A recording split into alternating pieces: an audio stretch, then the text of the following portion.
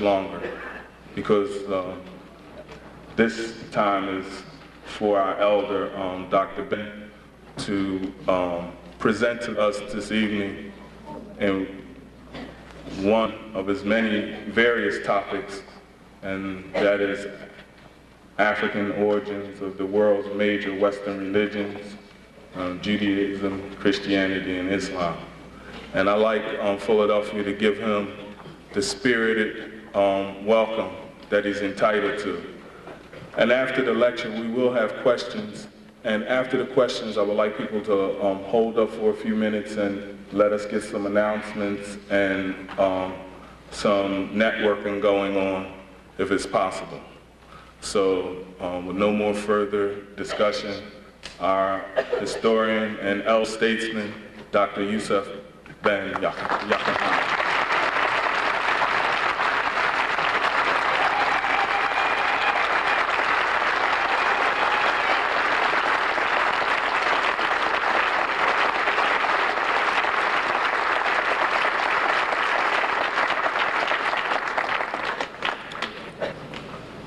I would like to thank you for that resounding welcome, and to thank the young ladies and young men who made it possible for my coming here after quite a while to address you. When people speak of religion, but before I go into that, let me equally pay tribute to the Honorable Marcus Messiah Garvey. Brother Garvey, although doing his utmost to bring to our people the cognizance of their African heritage and to ask as many as would go and return back home, kept in mind the need for spirituality. However, he was unable to deal with it in terms of an African base, just as he was able to have people accept the term African in its entirety. When you think of the name of the organization, it will tell you the struggle the men had in Jamaica, in the Caribbean. He started an organization by the name of African Communities League. But when he came to the United States, we were not ready for the word African, though we were allegedly ready to go home. We accept ourselves being Negro, but the continent being Africa. Quite a contradiction. Mr. Garvey made the compromise because it was more important to have the organization than equivocate over the name. Of course, up to shortly before his death in London, when I visited him, like many of us, he came to lecture at Africa House. And myself, a youngster, I think I was the youngest in that house that day. There were men like Krumah, Azikwe, Awolo, Nyomboro, and names like that, most of whom are now dead. When he stated that that was one of the drawbacks he had, the fact that he could not have his organization named in its proper way as the people of the organization. And I need to say, another thing that Mr. Garvey was ticklish about was the fact that he had to name an organization, his religion, in a similar manner as he had named others, and give titles that were so similar as the European. But at the time, our people were not ready to have other names other than that which Europeans used.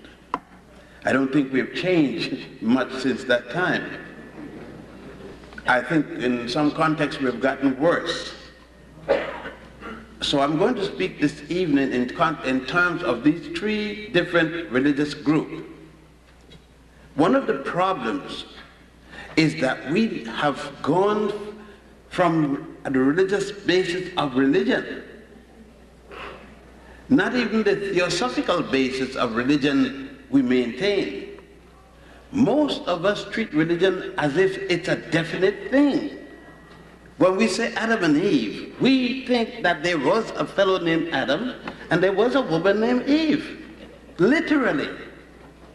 We don't understand that it's a theory of a group of Hebrews writers who were not there with Adam and Eve. I know you're going to question me, but then if Adam is the first man, nobody's there with Adam.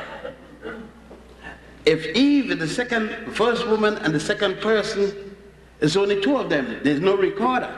Nobody there is taking down the record. There is no history or record showing that either of these people had a language they could read and write. Obviously, they must have started Gu Ga Ba. Or the child, she must have said Adam, and he must have said Eve, and somebody might have said Steve, and who knows? And the conversation on. But the truth of the matter people can't understand is there was no factual, historical Adam and Eve. And it's the hardest thing to get our people to understand. They do not understand either that God or the deity is a concept. Nobody been there and see a God doing anything. It is the belief of man. Nothing wrong with it. Go ahead and believe it. But what I'm interested in is that we understand the difference between belief and knowledge. I know that I'm standing here. I'm not going to argue the question with you. I know this. I don't believe I'm standing here. I know. I believe somebody is standing outside behind this wall named Jane with a red coat on. I believe so. I'm not going to bet on it. I won't bet a penny because I don't have the fact. I believe so. I believe that when I die, I'm going to resurrect. I'm not going to bet. I could bet you. I bet you $1 million now to $1. Because if I die, you're not going to collect before you. And if you die, I'm not going to collect. So if both of us die at the same time, I can't neither going to collect. Because I haven't seen anyone die, get up and come back and say how it was on the other side. That's a belief. You may die and find out that God is a woman from Puerto Rico drinking green whiskey. Now you're in trouble. You're in a lot of trouble. Now, if we could only understand then that whatever you believe is just that, a belief. I hope you're correct, and I wish you good luck. You will know when you croak.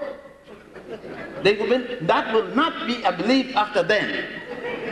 If there is a hereafter, you will know. If there isn't a hereafter, you have wasted time. So, all right. So, if we could understand ourselves before I even get into the meat of the thing, we will not be in any trouble. It's appropriate that we should be in a place such as this because we've just left the hall out there, downstairs, and of course there's another hall upstairs. Much of the articles, or many of the articles, and many of the artifacts you have seen upstairs are based on the concept of not religion, because the ancient Africans had no religion as such, but the theosophical concept of a deity or deities. Deities who were male and female. I think one of the unique things about the ancient Africans, along the Nile in particular, since that's what I'm going to deal with, is that they did not have the sickness of Western man and Arab man. The sickness of believing that only the male character can be a deity. They were not corrupted in the belief of the inferiority of the woman. They saw both parties being and accepted that wherever there was a god, there was equally a goddess. consistent with their belief in the law of opposite or equilibrium. In other words, for anything to be balanced, they believed that it had a central point, a point of balance, and there were the extremities of both sides of that point of balance, whether it's up or down, and if it was diagonal, it equally was balanced on the hypotenuse. The ancient Africans along the Nile, as a matter of fact, saw their spirituality being scientific, for they based it in the logic of mathematics. Not mathematics coming from religion, but to the contrary, the opposite. That what you call today religion, an organized body, an organization for the benefit of spirituality, and we don't even see it that way. The ancient Africans did not use that term. It is strictly European and Asian and certain groups of Asians who have carried their concept, their theosophical concept, into organized religion. As organized religion came in, there came the corruption to spirituality. Because people started to get paid for doing the work of spirituality, and therefore were more interested in projecting the jobs than speaking about the deity. Let us take the background for what I'm speaking about, and let us take a timeline in order for you to follow me and understand what I'm speaking about. Based upon available records to us, and since I have no contact with outer space, with angels or gods or goddesses, and I have no Ouija board that I deal with, or tarot cards or tea leaves or anything like that. Believe me, I don't deal with anything like that. I'm lost when it comes to anything like that. I must deal with documents of the past. My records, and when I speak to you, it is because I have gone to Egypt, to Israel, to India, to you name it, wherever they got it. And I've gone to see for myself, because going into libraries and museums are not enough for me. I am an inquisitive person. I go, and when that's not enough, I start digging. I get pick and shovel and get others with me to dig and find that which may have been buried over thousands of years. To find the truth. To me, there is no truth that's permanent. Truth today may be changed tomorrow. What is right today may be proven wrong tomorrow. Therefore, anything today, I am open for change tomorrow.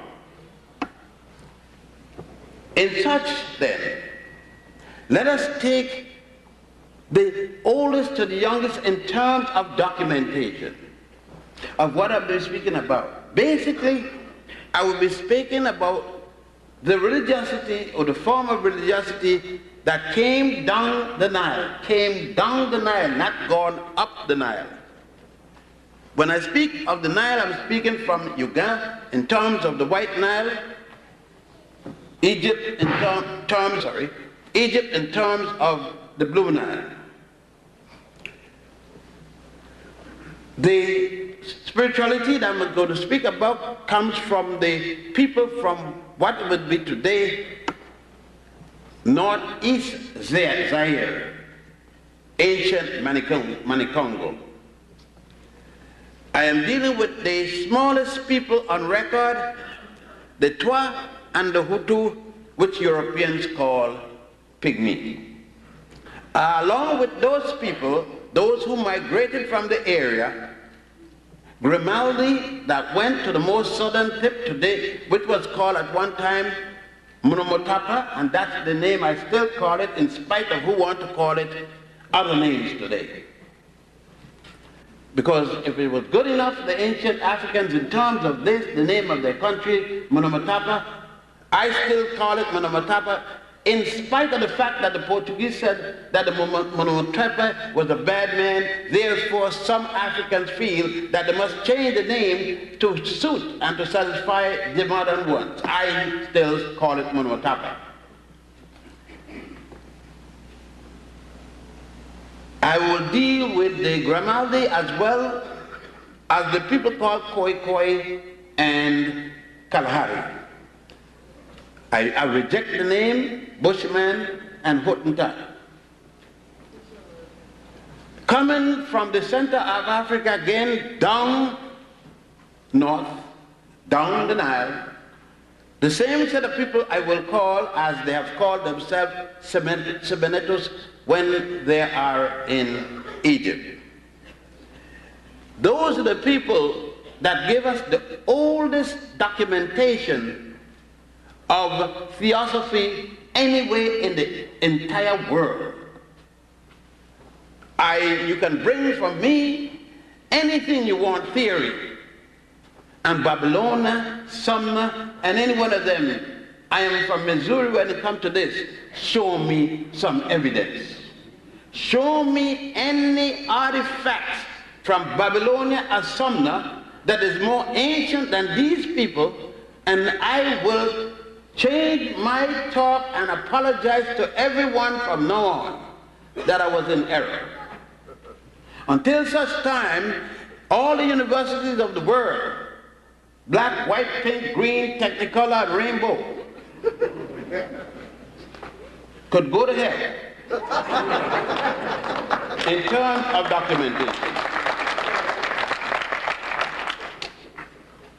Therefore, until you bring a book of theosophy older than the book of the coming forth by day and by night, and present it to me so I can look into it, then it means that the Africans along the Nile had and have the oldest collection of spiritual works, otherwise called a Bible. The word Bible is a collection of spiritual writings.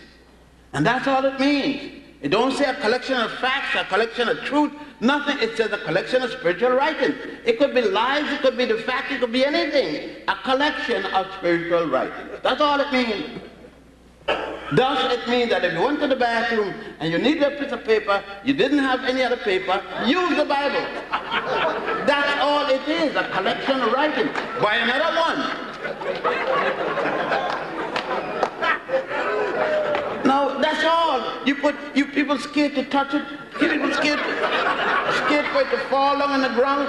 And what? If it falls over, take it up and use it again. Any other book falls, you're not worried about it. Yeah, you make it. You enslave yourself. You imprison yourself with these nonsensical things. That's the first one. We can use this and find that we can put this to about 4,200 or 4,100 before the Common Era, which will put us at the first dynasty, not the first year, make sure, of Egypt or any other nation along the Nile. For it is in 4100 BC or BCE, we note that there are already revisions in this book. Why 4100? Because that is the date that Manetho did not say 4100 BC because there was no Christ when he was alive, wrong, not Jesus Christ. But if you use the time that he gave from the first dynasty up to when he lived, the 30th dynasty, if you add up the pharaohs and the amount of years served, it will come to 4100 years before there's somebody called Jesus the Christ. If you use other writers, of course, other European writers, not other because he was Egyptian, they will differ from 3100 all the way to 5000 and add before the Common Era, such as Bogash, Budge, even Breasted here, and others, Mariette, Champollion de Piget, and all these other fellows who dabbled in Egyptology. The next closest to that in terms of age that is being used of the three religions that play a part in our thinking process would be that of the Hebrews, or Yehuda, or Judah, or Jehovah. Any way you want to call it is okay with me. I am not worried about semantics today. That would be about the best. This is the year 5000 and odd of the Hebrew calendar. That would include from the time of the mythical Adam and Eve. And that we could tell you why we don't need to deal with that, because Adam and Eve are concepts that came out the Hebrew Torah from the Hebrew Sanhedrin, that is the educational center of the Hebrews. And that did not open its doors until about 700 before the Common Era, attributed to an African called Moses, because you said that Moses was born in the city of Goshen in Egypt around the time, believe me. Tutankhamun was on the throne at that time. Akhenaten had already died about 50 years before Moses was supposed to be born. So we don't even have to worry him about time, because that is the 18th dynasty. Yesterday in history, comparatively speaking. Because Abraham himself did not bring any theories to Judaism. The superstar of Judaism is Moses. He's the theoretician that is going to give most of the basic things. Forget about Genesis, because Genesis was the last book in the Hebrew Bible, though it's the first book listed. They had 4 books, and Rabbi Agrippa and Rabbi Hillel argued the point that how we are going to have an Exodus, we leave in some place and we didn't get here yet. So he added a book called Genesis, beginning. Okay. The second book in terms of this, in the timeline, would be Christianity, coming approximately 1992 years ago, minus 4. Because the Christians forget to put the 4 years that Justinian dropped when he had the Ethiopian Etba to reform the calendar so that it would drop in the proper Jubilee year. They had to chop out 4 years. So sorry for you, instead of Jesus being 33, he's in fact 37. So, but I know that's going to mess up the Masonic brothers. You will not have 33 degrees anymore. You will have to add 4 more to make it 37. And now you'll have a lot of trouble with St. John's Day or any other such days. That will take care of that. Islam, the youngest of the 3, those 3. Christianity, Judaism, Christianity, Islam. Islam is the baby of the 3 in terms of years. You see, we talk a lot and we wishfully want things to be what we want it to be, and we make it that way. Because we seem to forget that Muhammad, M-O-H-A-M-E-T, not M-A-D, no M-E-D. Muhammad ibn Abdullah, the grandson of an Ethiopian woman, member of the Chorus people, a tribe as some people prefer to say. It was not until 622 of the Christian calendar, Christian year, that he challenged the religion in Mecca. Driven out of Mecca with his 3 companions, Haksat, Kubad ibn Rabad, otherwise called Bilal, Umar the Great, and Abu Bakr.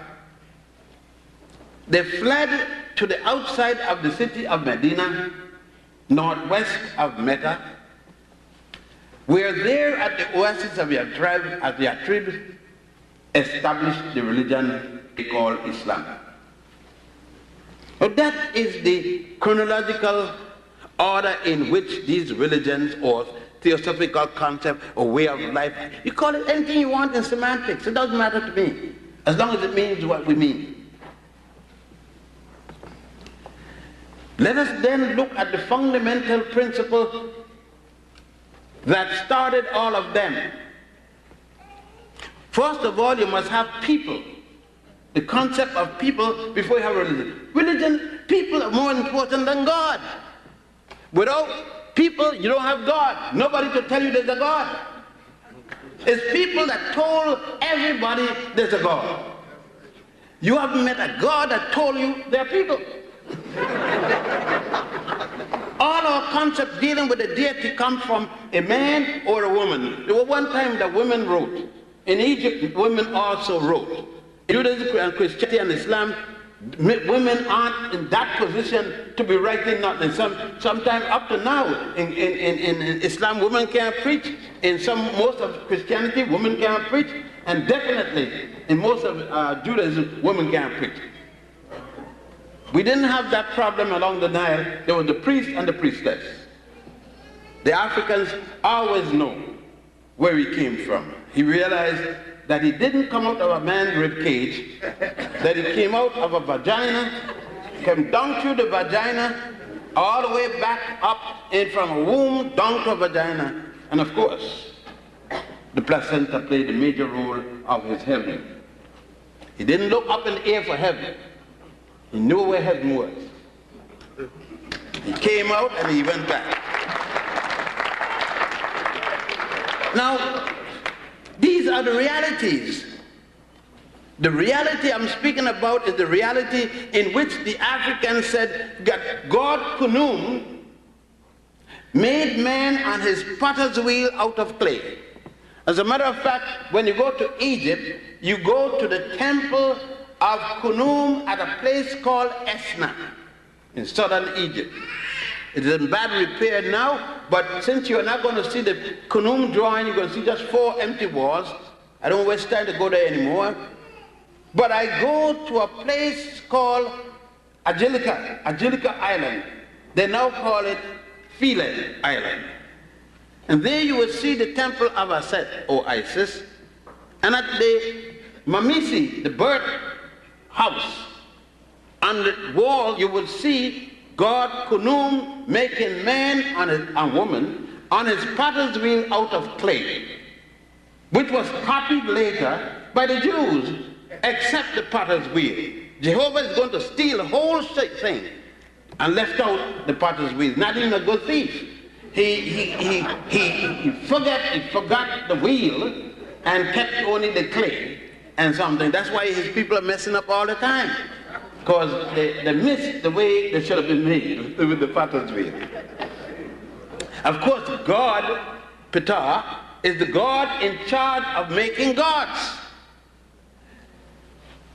Kunum made man with 2 spirits. See, when Jehovah, Jesus and Allah was taking over the daddy's work, poor fellows didn't write down the thing correctly, because they forgot that man has 2 spirits, 2 souls, according to the first teaching. The heart soul, which stays with the body, or the cat, the heart soul being the cat. That when the man died, it stood with his soul according to the ancient teaching. But his back, the spirit soul, the mind, intelligence, went on to the next world to pursue goddess Ma'at, justice, the African woman. Always justice, goodness, everything that it makes for a peaceful relation is symbolized by the goddess, the woman. That is right. I mean, it should be that. Some fellows don't understand that came from woman. They thought they come from man, but that's all right. That's why they still got the rumor going. I made a baby last night. When you made a baby last night? He passed a baby. Your scrotum don't have no babies. It got some sperm, and some of the sperms are sick. You all can't make, some of you can't make nothing. So I don't know what you're talking about. Babies are made in women only, not even homosexual male. They're trying, but they haven't been successful, even with the operation. Now let's get it straight. We need to get things very clear before we leave. Now, We see this. We got the history of it. The point is that I can carry you to Egypt and show you everything I'm talking about. You carry me to Jerusalem or any place in Israel, show me what you're talking about. Carry me to Mecca, except the mosque, show me what you're talking about.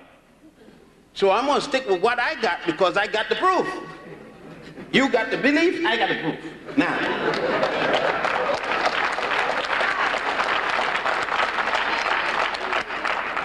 as a matter of fact, I don't have to go to Mecca or Jerusalem or Bethlehem. I could go back upstairs or downstairs and show you.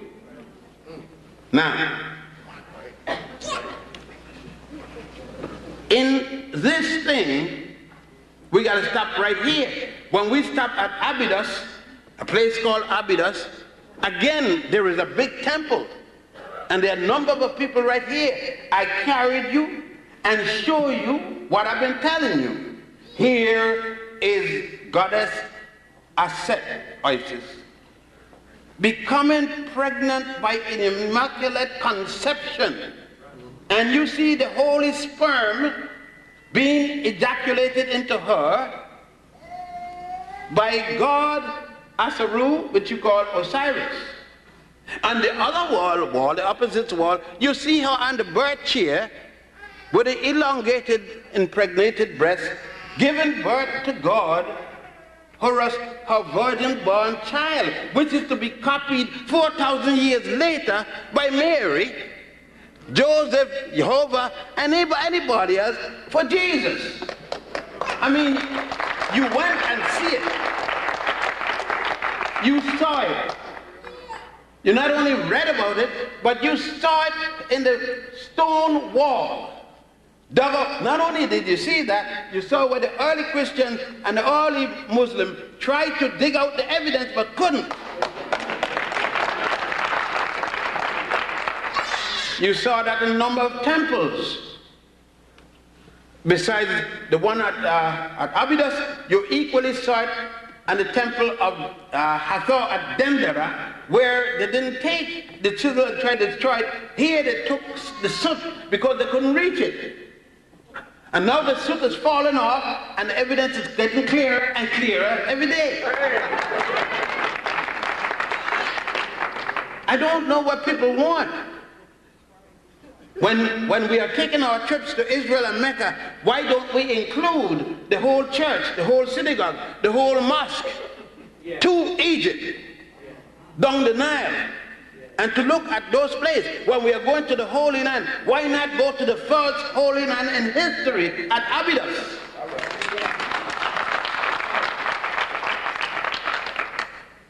We can't, because I heard some young people today saying that they were not Africans, they were what, lost sheep, I think they call themselves, and that the reason they weren't is because Egyptians sold their people in slavery. They were Hebrew Israelites.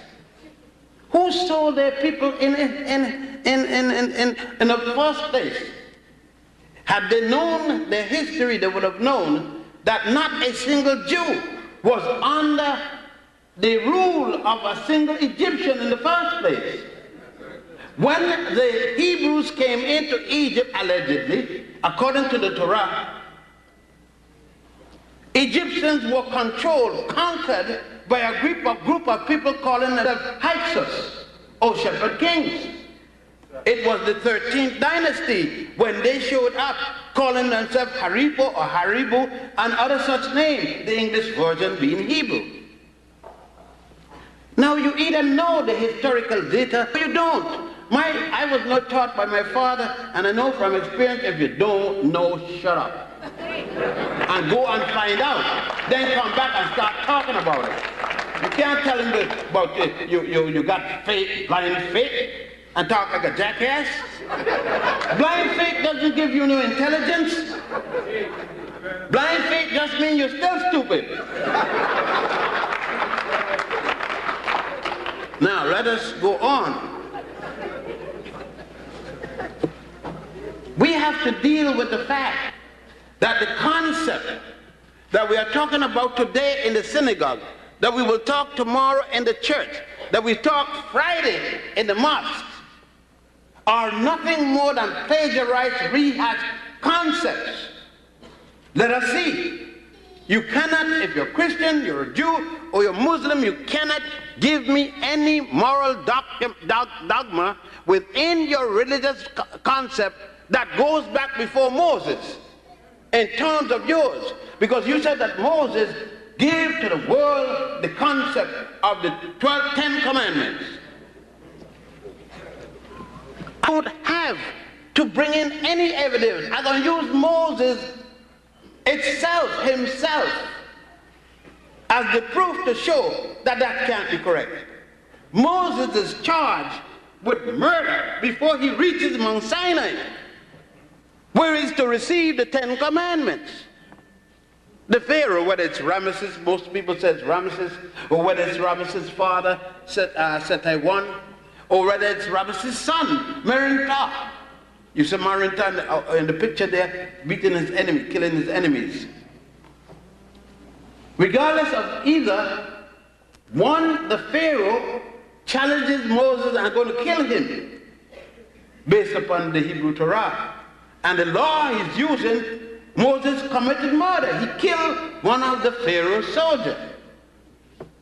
His brother Aaron is charged with stealing from the treasury. There's a law against stealing.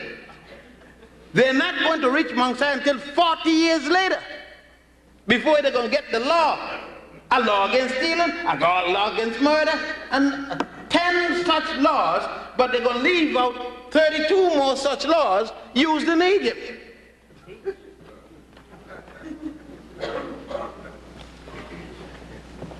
Moses, when he's going to do this, is born there in Africa, in Egypt. He's the sole brother.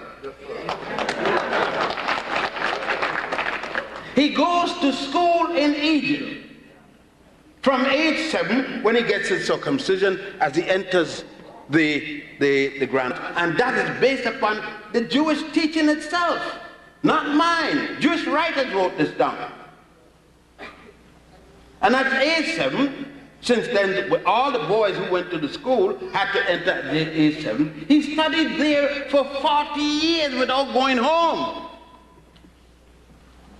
The several liberal arts, engineering, law, medicine, and so on. He studied there and became a priest. They said, the Torah said he was learned in the ways of an Egyptian priest. What other way you going to learn it? He's an Egyptian, he's never been anywhere else. And if you've been to school, he's learning Egyptian education. And the things that I stated is what a priest had to learn. He's 85 years old already when he finds out that he's a Jewish. For 85 years of his life, he doesn't know he's Jewish. Certainly, he's raised by the king. The king's daughter find him, the princess, and the king is killing all of the little boys who aren't Hebrew, who aren't Egyptian. He looked like any other Egyptian that I know in the room here. And so the king doesn't ask his own daughter, how come you bring back a little girl, a little boy child? I mean, when did you get pregnant? Who made you pregnant? I mean, can you imagine the king ain't saying nothing about this? Somebody made his daughter pregnant, no marriage, no nothing, and the king doesn't say a thing about it. I mean, you got to use your head about this story. Your daughter come in the house with a baby. You gonna ask, well, how? You gonna turn Indian or something? How?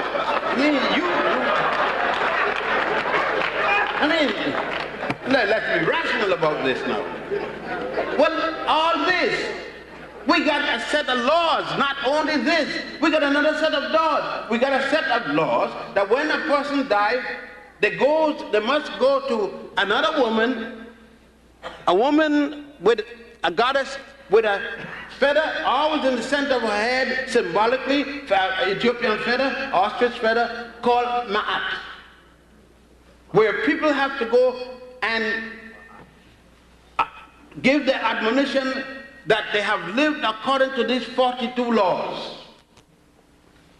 There are millions of people died before Moses who have gone and given this admonition. those 10 commandments plus 32 more already. There is a common behavior pattern, an obligation which has to be set by the people. The people are saying, I believe in the one and only God, Aten, A-T-E-N. There is no Moses yet. The man who they're following is a man called Amenhotep IV, who changed his name to Akhenaten. That should bring us to the 18th dynasty. There is no Moses yet.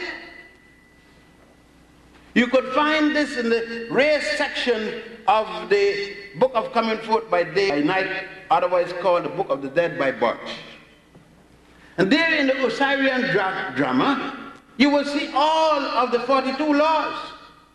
There is another set of laws and rules by the Pharaoh Amenemop, I-A-M-E-N-E-M-E-O-P-E,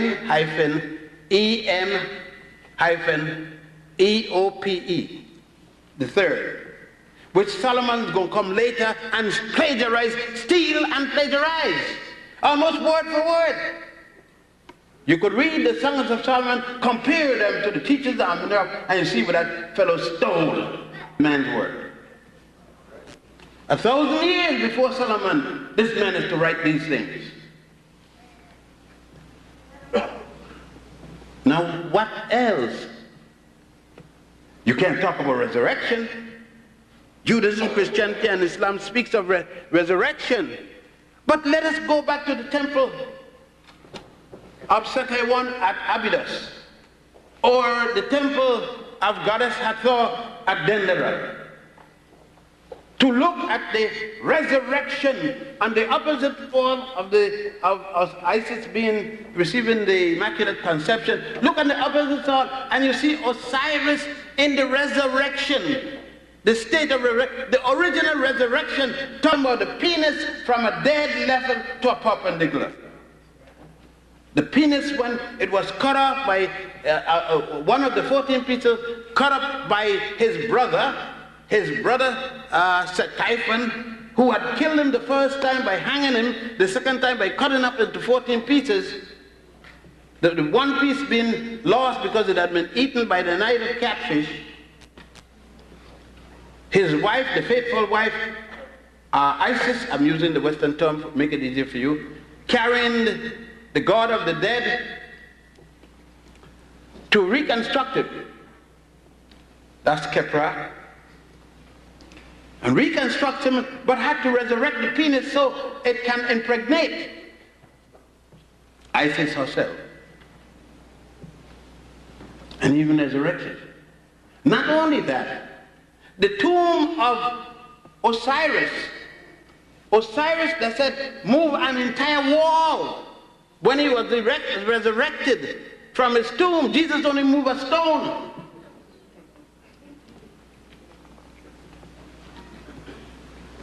And yet we will argue each other down and fight over this story. These allegories. These are the fundamental principles upon which Judaism, Christianity, and Islam rests. Without them, there is no Judaism, there is no Christianity, and there is no Islam. And that's what we refuse to deal with. We refuse to see, like we said, in blind faith. I know there was something before, but this got to be better and different. Yet it was before. What are you talking?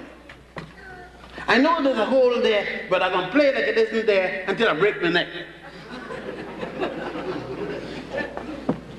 And that's what we want to do. Yet, within all of these constructs, we said that truth, godliness and truth are the same things, we say. Then in the face of truth, make your godly change. No one said to you that you got to give it up. But wherever you deal with it, make the distinction between that which is belief and that which is reality. And we can't make the distinction between something real and something belief. Let's go back to other fundamental principles in what I'm speaking about in terms of our religiosity, or, I prefer, our spirituality. When the Africans along the Nile, for instance, one of the common names used by many of the pharaohs for a long period of time was Son of the Sun, SOS, like they say of our ship. And a pharaoh was known as the Son of the Sun, the S-O-N of the S-U-N. Because Ra was the symbolic God symbolized by the sun. The ancient Africans alive long did not believe the sun was the God, the deity, but the sun was symbolic of the deity. What it meant? That if you want to know what the deity was like, it is like the sun. He was like the sun. They would say, just as the power of the sun, so plus is the deity. Ra, which was the god of the south, Amen, the god of the north. Amen, the people in the north that worship Amen, their leader was a man called Scorpion, a king. As I said before, in the south was a man called Nama or Mena. Sometimes he is also said to be named Aha. The reunification of Egypt, because Egypt was a state before it broke up into two, but the reunification of Tawi, the north and the south, the two lands, at a place called Memnefa, where the fight went on, the battle of the north against the south, or the south against the north, before the south defeated the north, Nama defeated Scorpion. It is then that Ra and Amen, again, another lie. Amen means so be it. Who said so? When did Amen become so be it? Amen was the god of the north.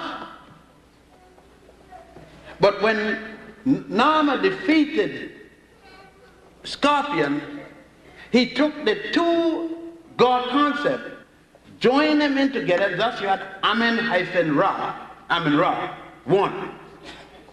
Later, Amen-Ra became Amun-Ra, A-M-U-N-Ra.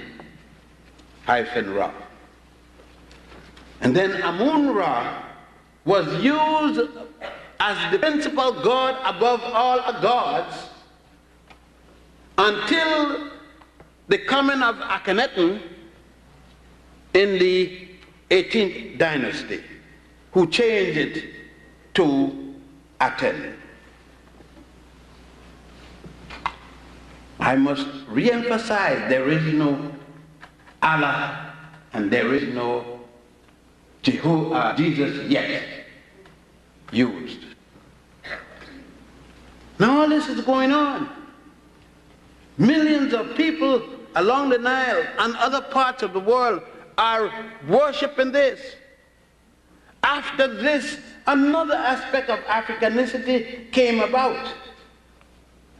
A group of Africans carrying the name Tumul, T-U-M-U-L.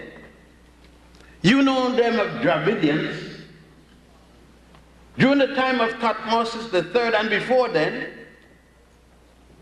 leave the continent of Africa, crossed over into the continent of Asia, went on down, captured the nation called Chaldea, changed the name of it to Elam, calling the people Elamites, went on all the way down to a place called today India, took over the Indian River there, name it for General Ganges of Ethiopia, introduce the indigenous people to a religion and religious teachings under the concept of the worship of an African woman called Hathor, who is shown symbolically as a cow called the golden calf by the Jews later. In the Bhagavad Gita, the Hindu priests, the Brahmins, they themselves give credit to the Tamils, these Africans, these black people in the southern part of India. Yet the same people that use the religion of the people that carried it in there still make these people untouchables. But they're right, because we're always claiming everybody. And yet nobody wants us.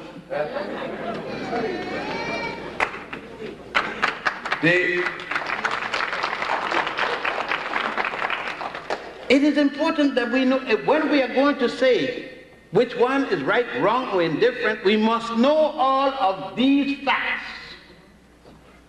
You cannot know just a Bible, you cannot know just a Torah, you cannot know just a Quran.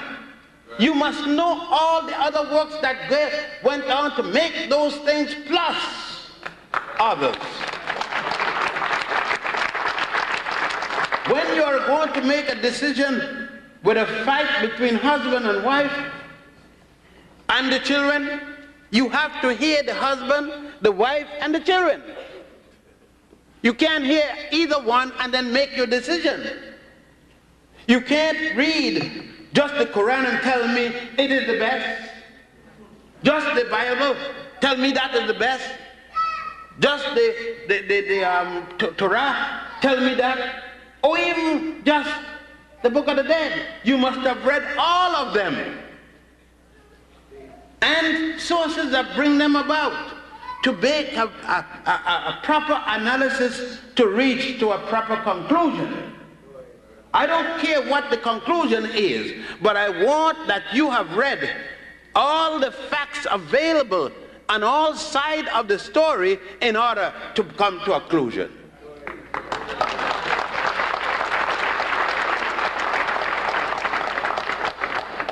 If this is being, and many people say, I don't like this religion, I attack. If this is attacking, I'm going to keep attacking. But if this is sent to ask you to read, to check all things before you make the decision, I think that then you are not dealing with blind faith. You're dealing with an intelligent conclusion. You see, we are such, and a convert is the hardest person to deal with, because the convert is disillusioned and leaving some place, and scared to be further disillusioned in a new place. Thus would see the errors that he or she have not overlooked at the last place will overlook now, because they're saying, damn, I just left this one and this here proved no better.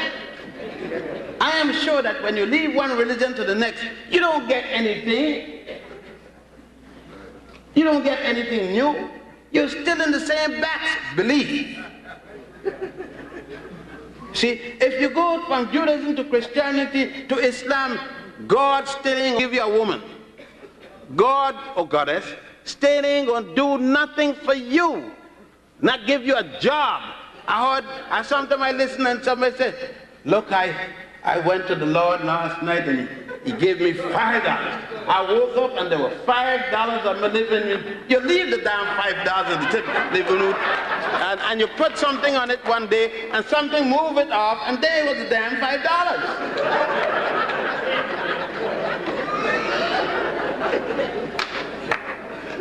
Where they got a printing press in heaven, or where heaven is, if God, and you got such a contact, call him up. Call him up right now and let him talk to me.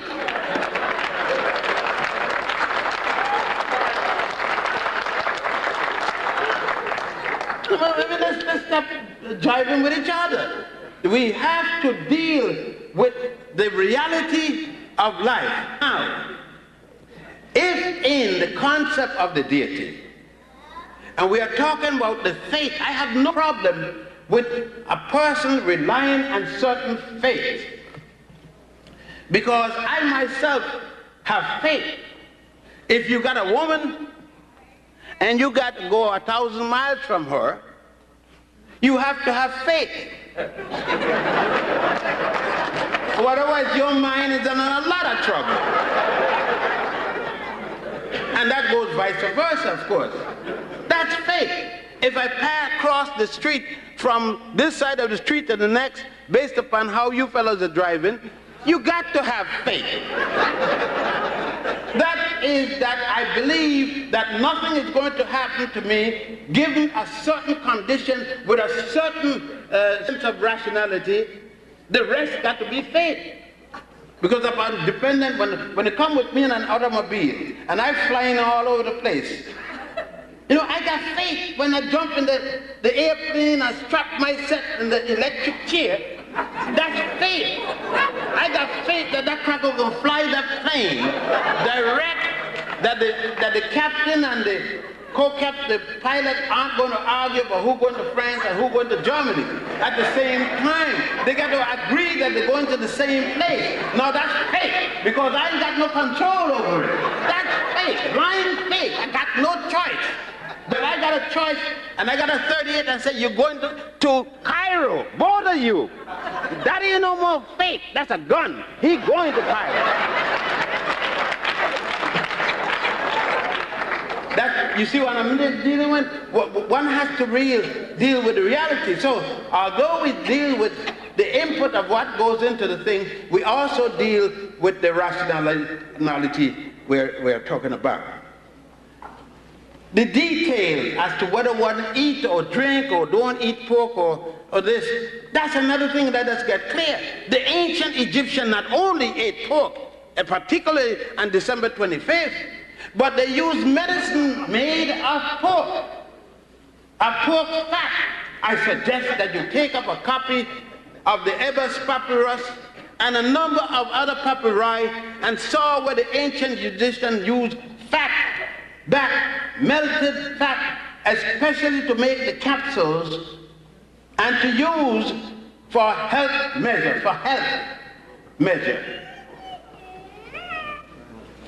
Again, if you don't want to eat pork, okay. But even Quran said what?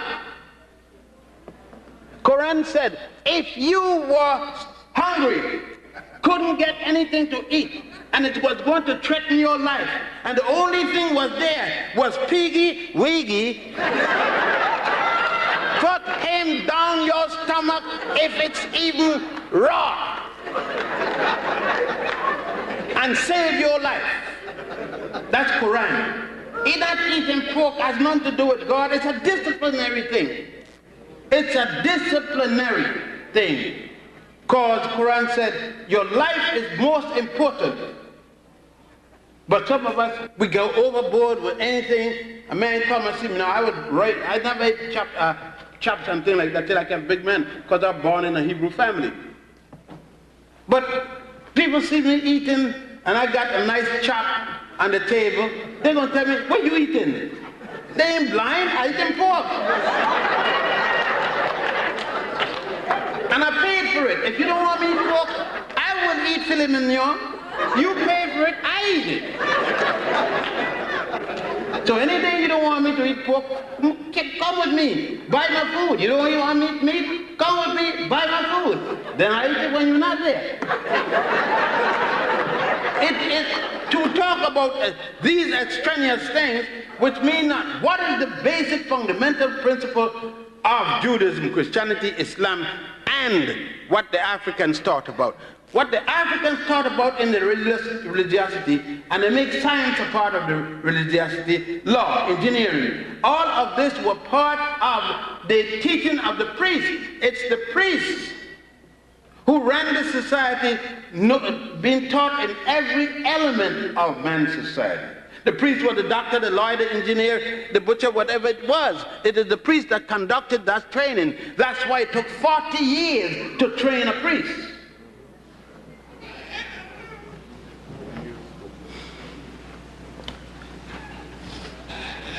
In these copyrights, we come now to a thing that's going to get me in a lot of trouble. But trouble is all I ever had. The ancient priesthood was in charge of two aspects that govern the concept of feeling, to thinking, and so forth. One was astrological, that dealt, and one was astronomical. Astronomy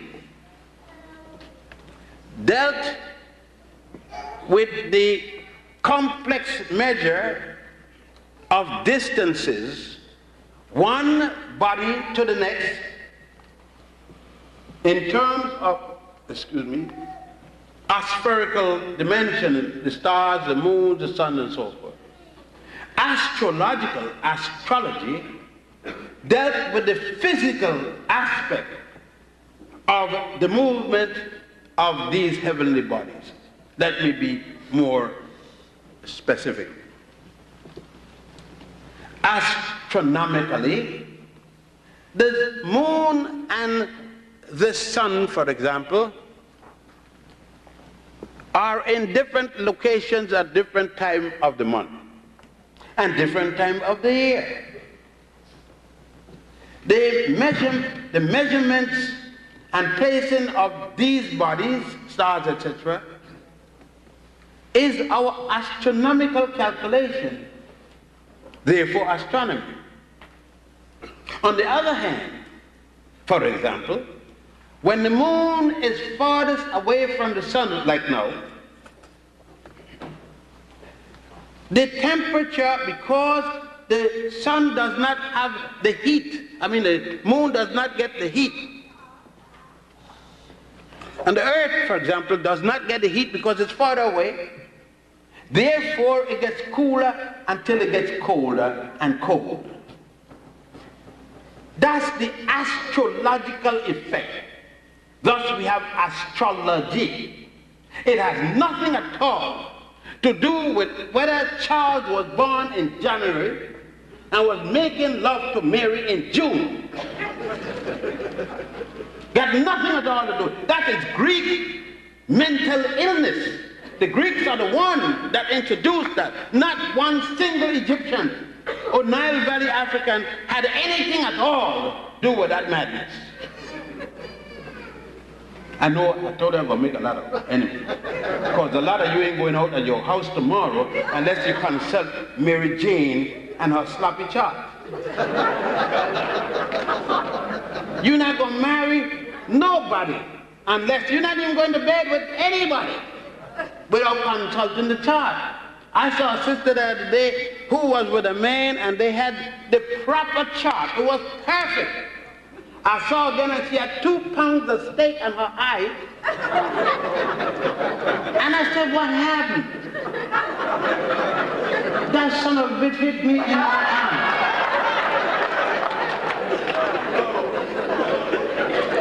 And he was a perfect relation. They had taken the chart and had it done by Slapsy Maxie and everybody else.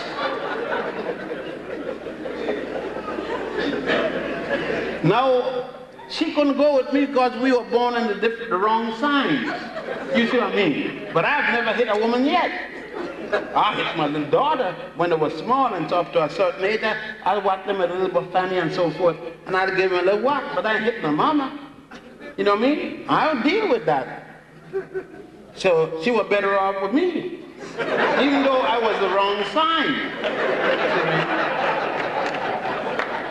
But that again, no, all of that, and then we come in religion and terms of numbers in the church, calling out the hymn number so and so and all this kind of thing, and go to Egypt and bring you holy water.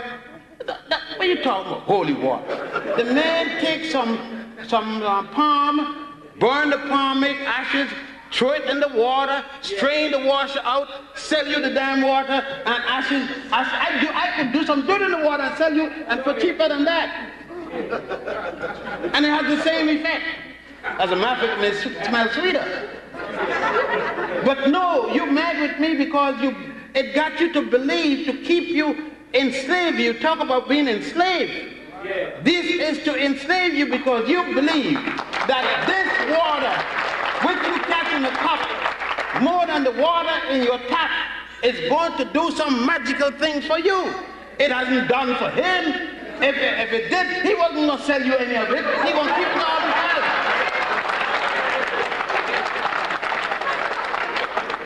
And this is what we mean. We got to understand that these factors, the comparative analysis between whether it's Judaism, Islam, Christianity, or the ancient religion, Egyptians or Nubians or folk practice, what are these things for? They are for your betterment. They are supposed to be designed for your betterment. Whenever they do not act in your behalf, it is time for you to release them and go to something else that would assist you in your betterment. That should be what religion is for. Religion should not be something to tie you down, to hamstrap you to the point where you cannot better yourself.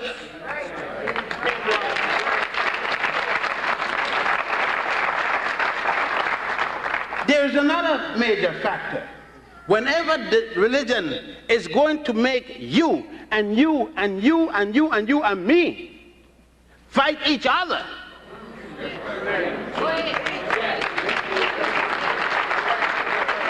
whenever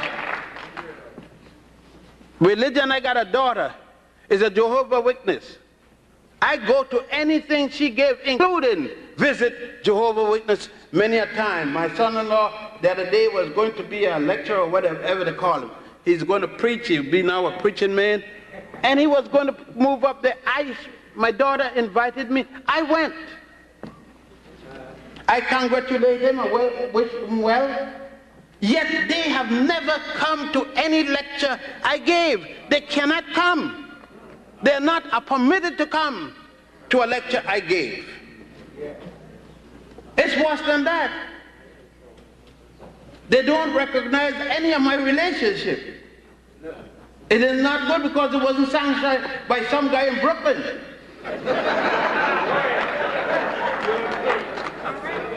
But when religion is going to make children and parents and other loved ones part because of their obligation, then is that helping you? Oh no, I can't see that. I can't see why it make a difference if a black sister comes up, an African sister, and she is Jewish, she is Muslim, she is Christian, she is Buddhist. It don't make a difference to me. That got nothing to do with I'm going to marry her or go with her. If she is a good woman, that is the criteria, not how she prays.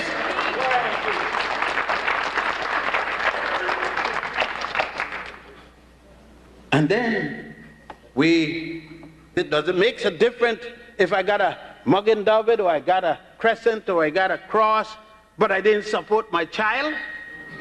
And I'm making oodles and noodles of money, but I got all these things, and I tell you, man, I'm a Christian. I'm a Muslim, brother. I follow Malcolm. And what big deal? And you don't give your son, your daughter, a piece of bone.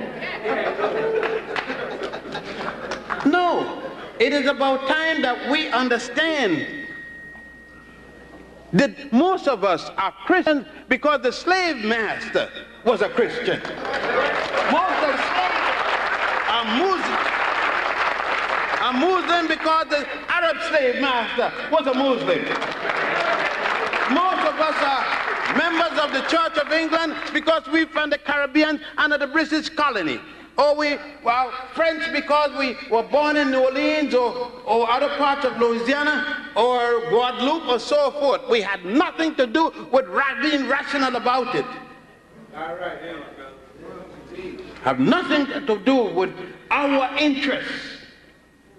Because if it were our interest in terms of Christianity, then we would not belong to the church, because we don't see a black Jesus in the Bible.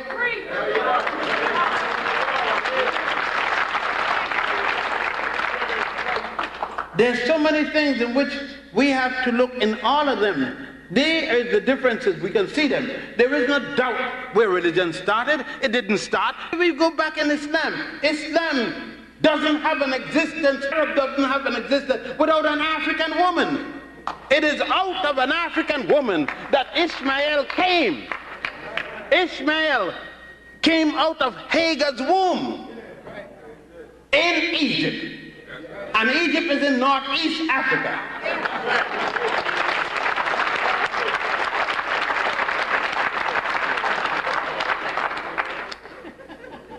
And it is Africa that saved Abraham and all his sons from starving to death. When they were running from the famine, the hunger, Africans opened their doors and fed them naked, hungry dogs. It is Africa. When Mary was running all over the place from Herod, it is Africa that opened her womb again and told Mary to come and bring the little boy and give him a place to stay. No, when you get in the pulpit, when you get in your church or synagogue, and you must remember that Africa saved your God so that you can talk about it. Everybody hitting the African woman. But that same African woman has wet nurse, surrogate mothers, all of them. They seem to forget. So Africa has nothing to beg anybody for, to be sorry about. Africa doesn't have to worry about any Holocaust, because Africa has suffered umpteen Holocausts.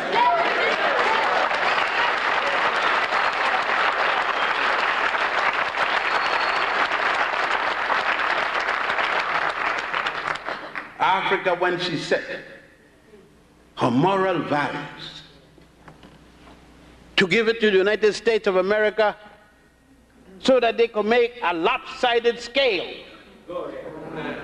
instead of proper balanced scale and call it justice. Stupid Tom up there, that's Clarence, Yale boy.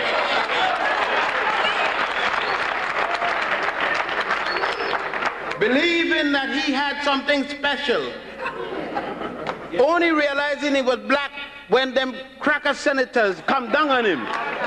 Then he hollow, I'm black. That's the way they treat black people.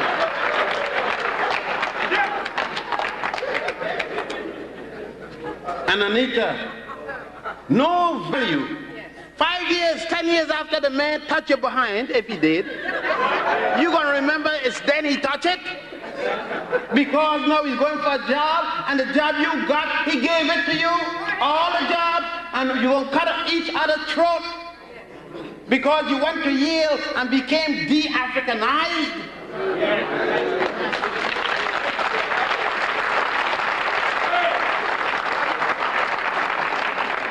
Yes, and all of them are religious. Everyone, including the senators. One was puffed with alcohol. They call him a Kennedy.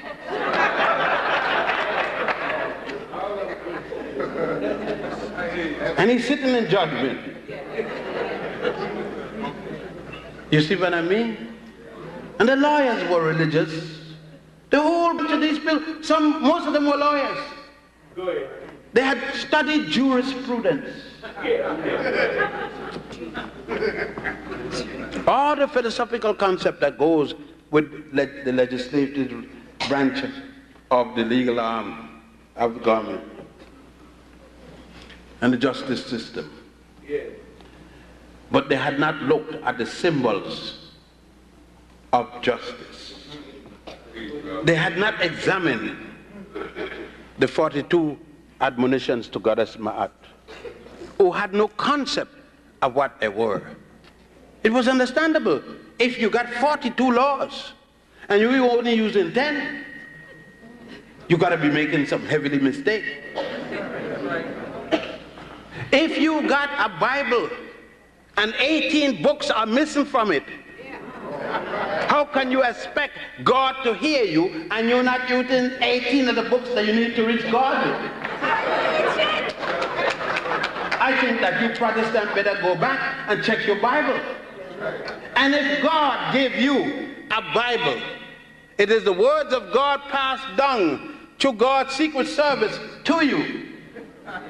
Then how could you go to a conference and decide which one you're going to take out because this one is ineffable, which one you're going to leave in because you believe and it is God that gives you all? Either stop jiving somebody or come straight. And if you're going to listen, if God give these books, who God give the second power to take out some of them, and how accidentally they took out those, the book of genealogy, which dealt with us. Why is it in the Protovilian they said that Mary's mother had her by immaculate conception, and she had Jesus by immaculate conception, no sex in the family for 3 generations? And yet you, a mother, sit down and read this. Why don't you ask yourself, what's so bad with me having sex? When you had sex, did the paper from City Hall stop the penis from bursting your hymen? The hymen got busted whether you had a paper from City Hall or not. It's the same way the hymen burst, with the paper from City Hall or without the paper from City Hall. And Mary didn't have any paper from City Hall.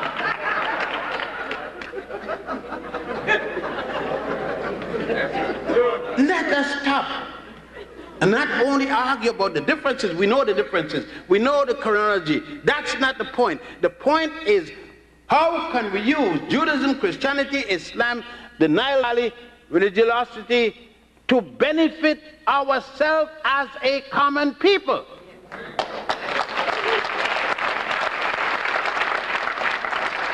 What difference does it make if I walk through the door with a sister who is of the Nile Valley religion, of Judaism, of Christianity, of Islam, and each said they're hungry? Do I feel one, not the others? Isn't the hunger of one hurting the same place of the hunger of the other? Yeah. Won't both of them get gas if they don't get something to eat? Does it matter how she pray? If the 4 of them go to pray and call their respective God or whatever, use the Quran, the Bible, the Torah, would praying bring a sandwich out of the sky kosher or not? Or $1 from my pocket, a hand from my helping them and say, come, let's go to the restaurant, let me feed you, without asking you what kind of drawers you're wearing? And that's the test. But I know you're not going to do nothing about it by the time you leave, but I'm just telling you so you got no excuse for the next time. And that's, to me, the criteria of what we're talking as I wind this down. I think there could be no doubt if all of us in here, if all of us make it a common pledge to ourselves to get a copy of the Book of the Dead, get a copy of the Torah, you call it, don't get a so-called Old Testament, go to a Jewish bookstop and get a Torah translated from Hebrew into English. It's different than the one the Christian said is the Old Testament. They're sticking Jesus in there. The Jews ain't got no Jesus. Yeah. No, let's jive. You want a Jewish book by Jews. You want a Christian book by Christians. You want a Muslim book by Muslims. Yeah. They're not honest when talking about the other one. You understand? Yes, Jews don't honestly talk about Christians. Christians don't honestly talk about Jews, by Muslims. And Muslims don't talk honestly about the other religion either. Nobody talks good about the other person's religion. No fisherman tell you that the store up the street got the fish or as good fish as him. Everybody fish stink but his. So now let's get it. Get a copy of the Yoruba Bible, a copy of Unkulunku, that's the religion, the god of the Abazulu. Get a copy of Ngai, that's the god of the Gikuyu. Get a copy of the book of Vudum, Vudum is the god of voodoo. Get you know, these are all African. Get a copy of Olodumare, Olorum, the Yoruba religion. Read all of them. Read every one of them. If something is good in either one, apply it. Either one. And that's where I stand. People want me to be Muslim or to be Christian or to be Jewish or to be that. No. I am whichever I could read in whatever that is going to help me in my concept of belief. It means then I will come to the mosque with you. I will come to the synagogue with you. I will come to the church, to temple with you. And if I will sing your songs because it's a belief. Neither of us knows the answer. Otherwise we won't go in the first place. We're going because we do not know. And the issue is not in what came first, but what is going to help either one of us. Because we need each other to get out of this paper bag. Because we are squabbling about who prays to the east or the west, we can't even get out of a wet paper bag. That's right, brother. You see, everybody converting the other one. We waste so much money trying to convert the next guy. We waste so much money over putting a dead man in the grave. The family is hungry, little children to support grandchildren, and we're spending $15,000 to put a piece of dead meat in the ground. And got people crying, and the minister coming trying to see how much he can get you Christ so you could join his church, and tell you all kind of lie. Well, I know God wants. What the hell he know about God wants? What even he drop dead at the same moment? He don't know you're going to drop dead, but he's going to tell you what God wants. He don't know a damn thing of what nobody wants. He don't know what he wants himself. And this is what I'm talking about in terms, and that's why I got a bad name. I'm controversial because I'm saying to African people, help yourself. Don't let anybody run nothing down on you. Help each other.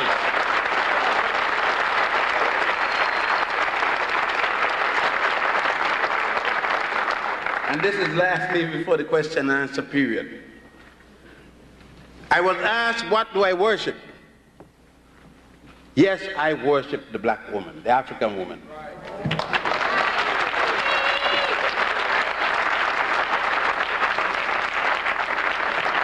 I have no problem when I say it. I will say it anywhere, anytime, any place. I know where heaven is. I don't go up and look in the clouds, see if I see a plane passing by, going to heaven. I know where it is. 73 years ago, I came out of heaven. I was there for 10 months. My mother and father mated someplace. My mother became impregnated by my father. And I went down, fertilized into her fallopian tube, somersaulted all the way down into the womb. There I was nourished by the placenta. The umbilical cord, the line of life, became my tether. She did whatever she had to do with the illness and different sicknesses and sometimes feeling good or whatever, with the nourishment and so forth, and I came forward. If that isn't justification for me to worship a woman, each day when she lived, each time when the 31st of December came, I knelt in front of this woman, pushed my head to her womb as the culture of my custom. She put her hand on my head and she told me about all the bad things I did, slapped me in my head and cuffed me up. And when she got mad about the things I did that year, until it come to the last one, then she started to talk about the good things I did. That was the best part. Am I not to worship that woman? And I left her and went to the arm of another woman, because I need now to go to heaven. I came from it, I should go to it. And I was told I could not go to the heaven from whence I came. But now I went to another woman. My mother had already prepared me to understand that this is not a bitch, a dog. I was going to the home of my mother, to heaven, and that the woman was going to give me of her body. The highest honor she could bestow on me was for me to use of her body. And my mother had already told me, if you cannot use it with the kind of respect, if you cannot be seen with her in daylight, do not be seen with her at night. My mother had already told me. So then I had to deal with it with sacredness. It was something to be sacred. And in order to be sacred, I had to worship it. I don't see how you can worship an abstract thing, and that which is comforting you. When you sleep, she feeds you, she cleans you, she washes, she cooks your, she fixes your house, and she protects you when you're sleeping. Then why can't you worship her? I say, when we learn to worship our women, that day is your beginning of freedom from slavery and freedom from captivity.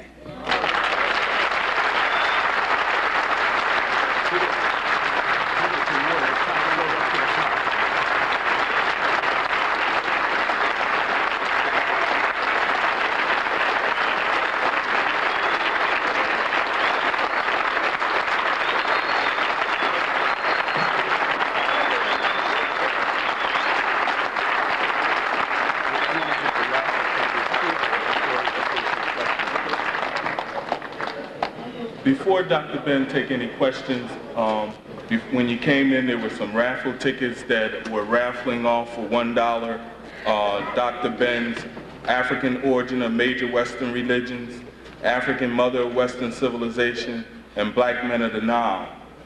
Depending on how many people are interested in still participating in that raffle, as of this moment right now, we will either take, well, let me ask it this way. Is anyone interested in participating in that raffle?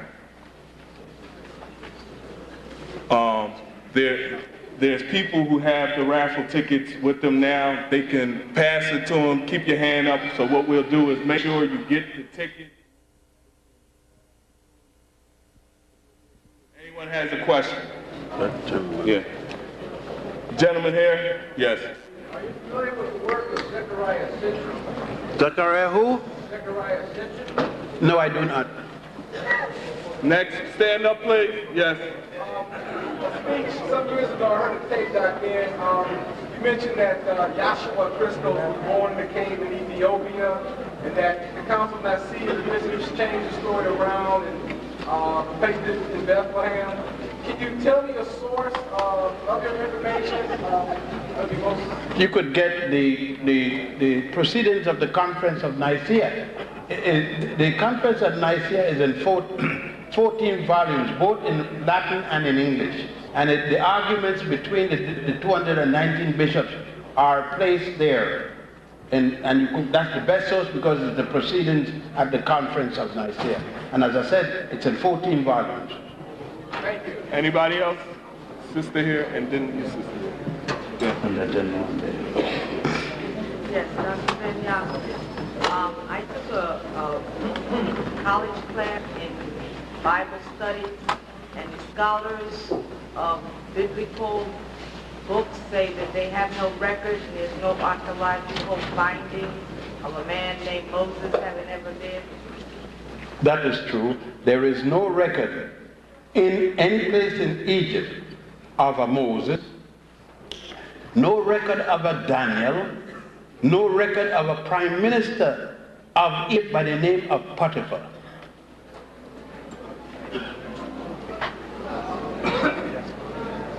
Sister here.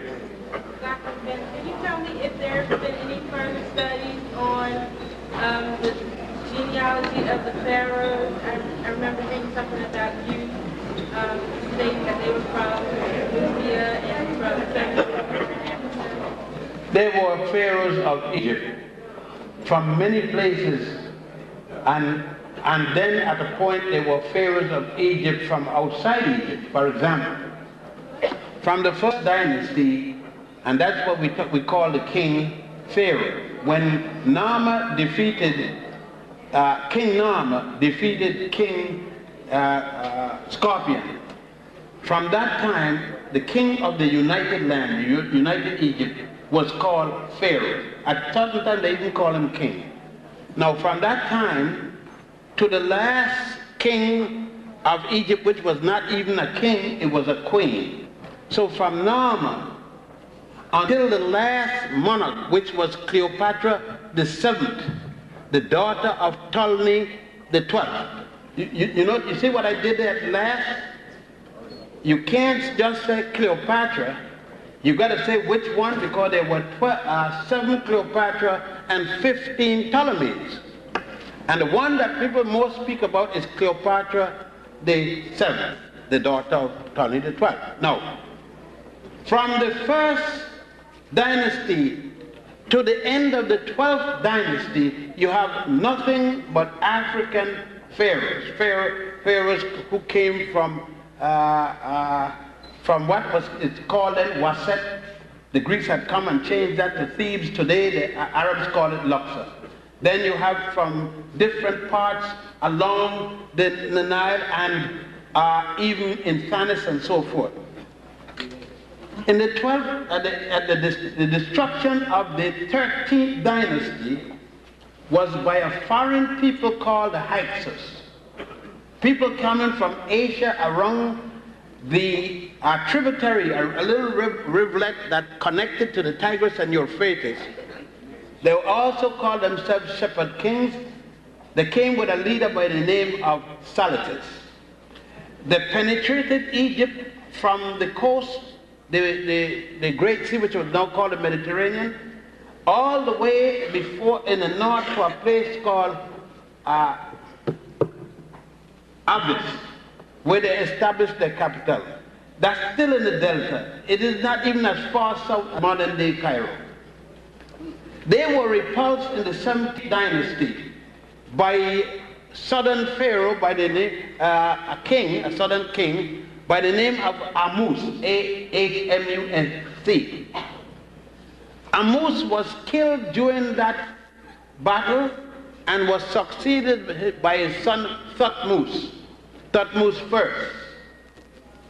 Thutmose first was replaced by his daughter, who took the throne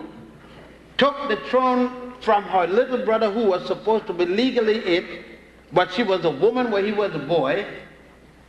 She became the only woman king in the world. She gave herself the title Queen King, wore a beard, put on a false beard like a man, put on men's clothing. Her name was Makare Hatshepsut. Her son finished the pushing out of these people, these foreign people, otherwise the Hyksos, and by this time we are in the 18th dynastic period. Another group of another group of people came in and ruled, and that was the Ethiopians and the Nubians. But before they came in to rule, there was still another foreign group, and that was a group of people called the Assyrians. Have nothing to do with Syria. The leader of the Assyrian was a man called Ashurbanipal. Ashurbanipal took over in 714 before the Common Era, the 25th dynasty. They ruled and was pushed out by the Africans again, Nubian kings, and they remained into power until a third group of foreigners also from Asia came. That would be the Persians under the leadership of Cambyses, who was serving Darius I. That would bring us to 525 before the Common Era.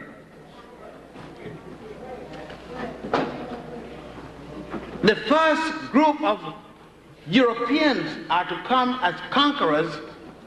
That would be the Greeks under the leadership of Alexander II, the son of Philadelphus.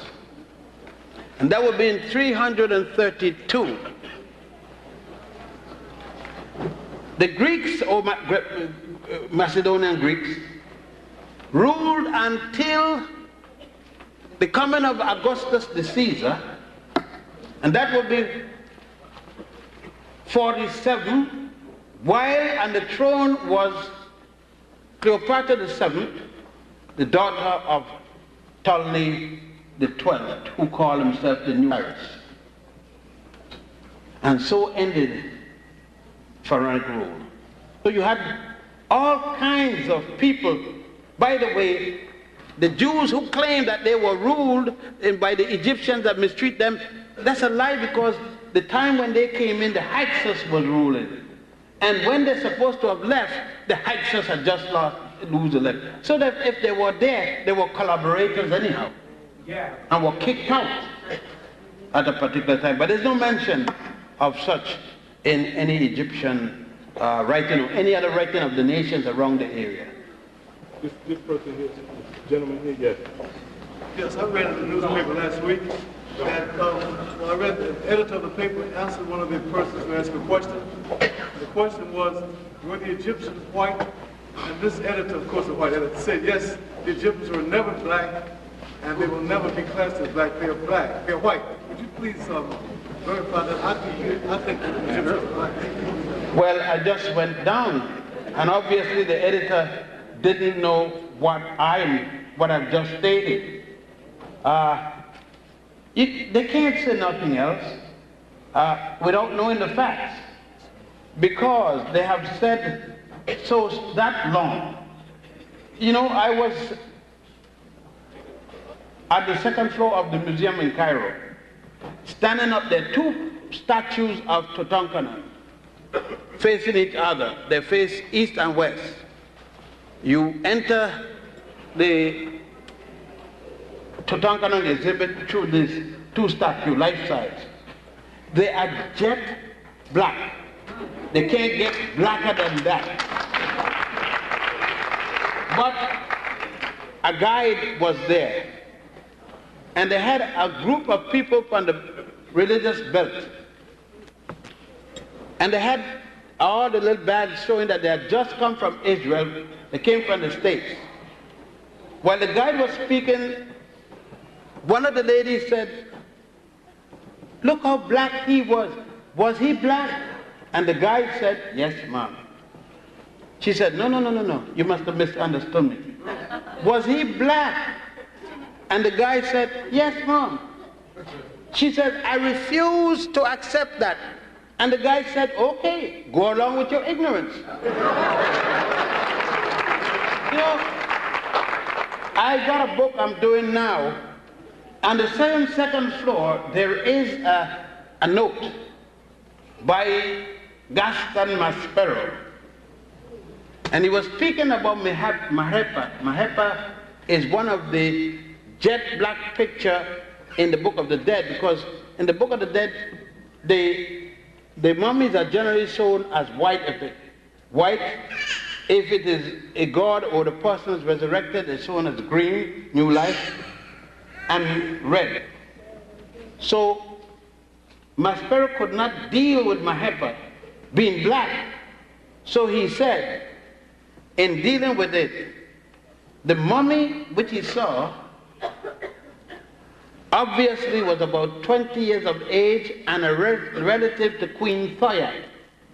Thoya is the mother of Ramesses II and wife of Setaiwan. And he said,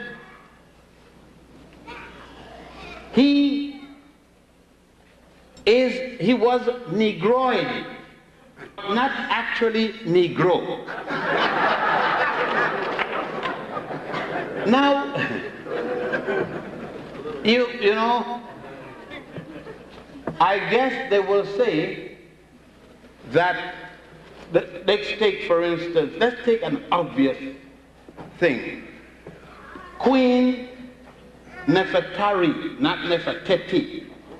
Nefertari was the queen of Nubia who married Ramesses II, the queen of, the king of and pharaoh of Egypt.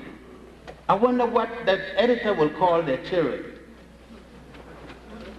In America, if you got 1 billionth to the trillionth power,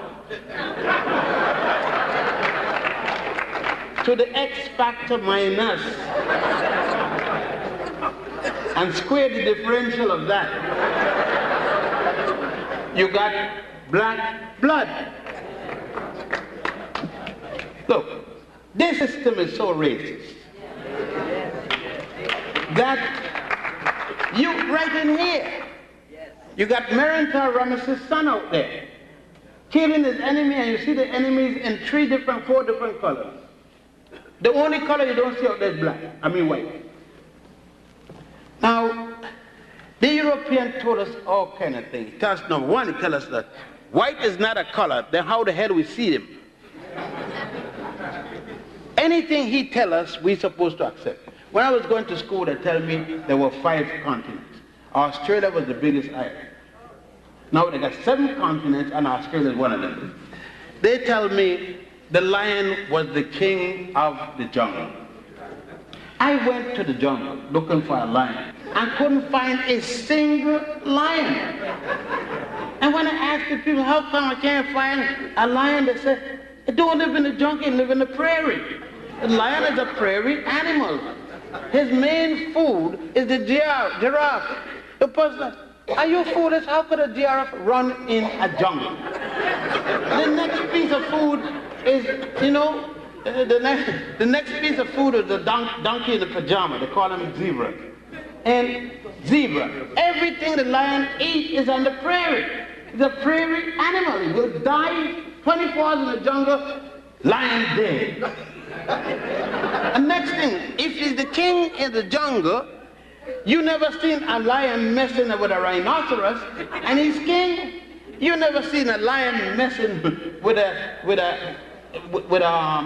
elephant, and he's king. I could think of a lot of things that lion don't mess with.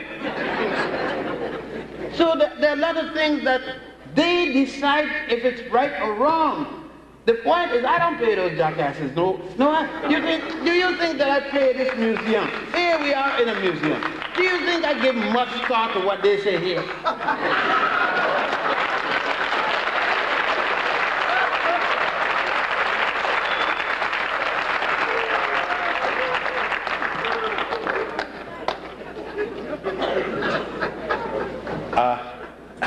I'm in an awkward position, Colin.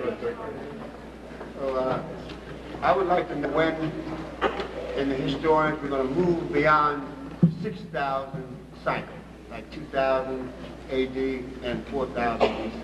I want to know when we're going to move out of that. I don't think that anyone is going to move this. You can't move things when you don't have power. Powerless people do powerless things.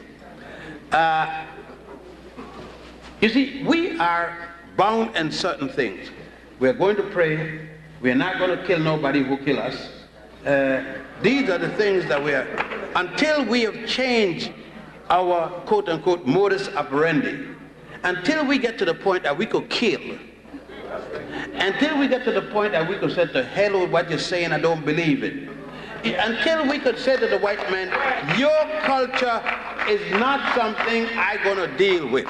Until we could say to the designers, until our woman could say, I'm not going to let you pull my dress up to my behind.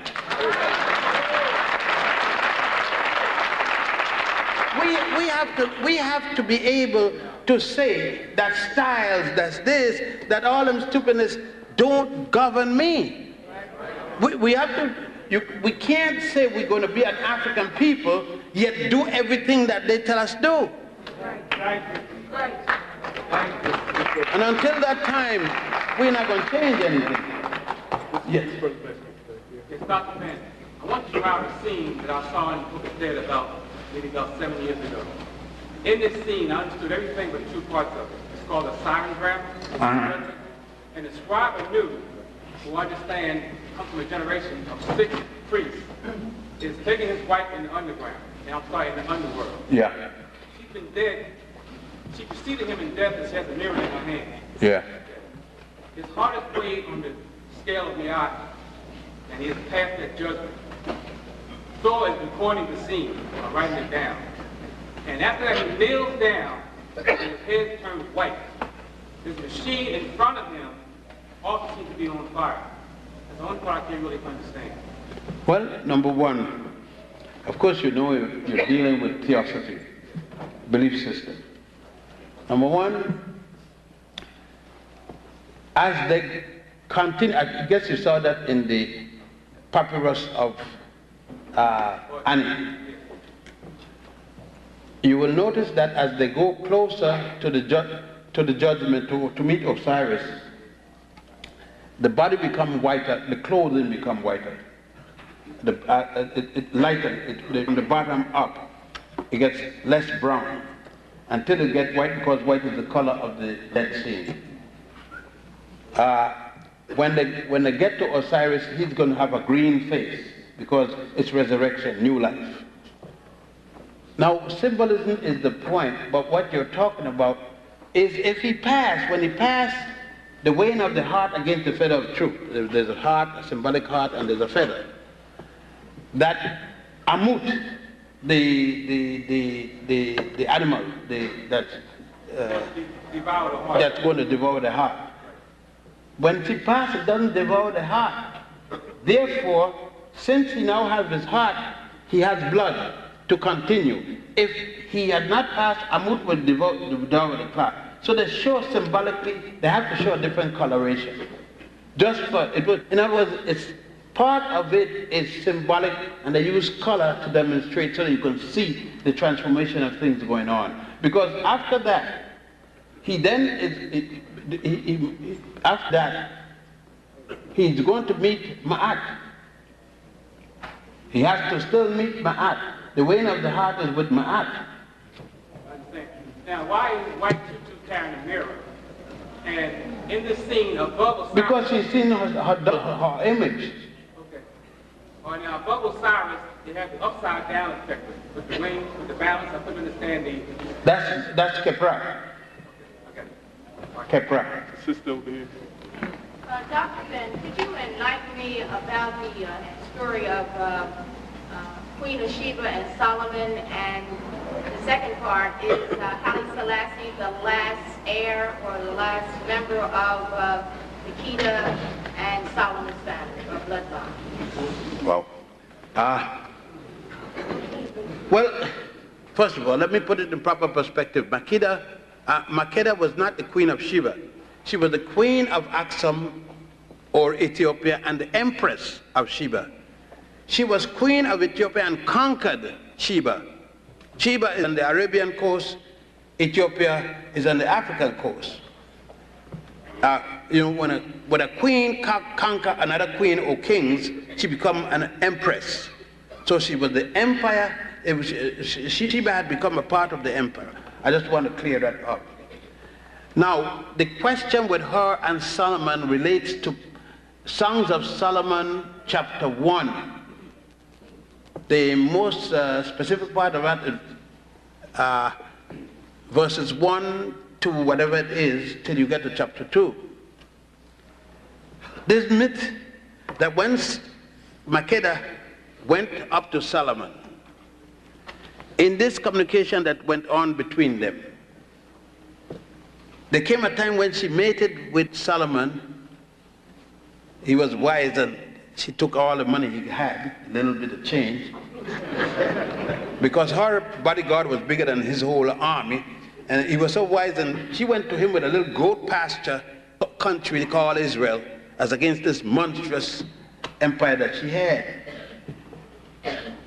Having that, went and took his money, came back allegedly pregnant with a son called Abna Hakim, which Westerners call Menelik I. But the proper name in Ethiopian language is Abna Hakim. When he came at that age, he went back to the father. The father supposed to have the gold ring. This is in the Keber Neges. The Keber Neges is Ethiopian Chronicles of the King. Supposed to have been kept from the time of Makeda until Haile Selassie, Makorin. Abna Hakim was sent back to his father when he came 12 years with a ring. The father was supposed to give him some ark, send him back. His mother then abdicated the throne for her son. Ethiopia changed from the indigenous religion and adopted the Hebrew religion. So Ethiopia then became a Hebrew state. Back and forth, the Hebrew rule until all the way down to Chief Radek, one of the Hebrew, what quote-unquote Falasha rulers of Ethiopia. The point is that Selassie Makonnen is his name, Ras Makonnen, his father was the cousin to Emperor Menelik II, Abna Hakim II, famed Menelik of the Battle of Adawa. Selassie was only a third cousin to Menelik the emperor, had no right to the throne in terms of succession.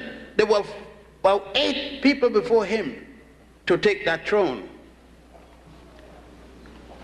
But Menelik died on his bed, and under Ethiopian law, the emperor could name any member of the royal family. It doesn't have to be his son or anything that.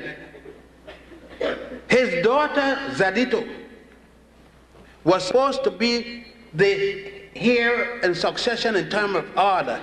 He bypassed her Menelik and named his grandson Zadito's child. His name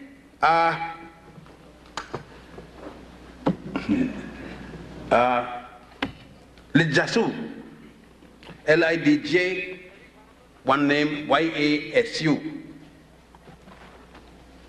Selassie and Abuna Johannes. Abuna is the head of the church, the Coptic church at the time. They changed the name now to the Ethiopian National Church. He and Abuna Johannes conspired with the French and the British to overthrow Yasu, because Yasu wanted to unify Ethiopia. Ethiopia was fighting the Jews, the Christians, the Muslims, was killing out each other every day. And Yasu wanted to stop that and go back, because he wanted to do what his grandfather had done, organized to overthrow the Europeans out of the place, like his father his grandfather tried to do at the Battle of Adawa in 1896. They overthrow Yasu, put him in a dungeon, but he escaped. The British and the French went out to find Yasu. They did, and turned him back to Selassie, who was supposed to be taking care after Selassie and Abuna had poisoned his mother, Zeta. When they got him back in their hand, they put him in a dungeon and put a 24-hour guard on him, and he died there in his feast.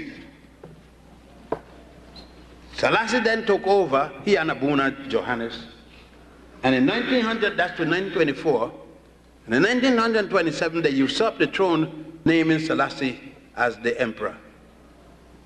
It is nothing special about Selassie because she, Zadita, Makeda, was the one that brought to the throne the name her son the Lion of Judah.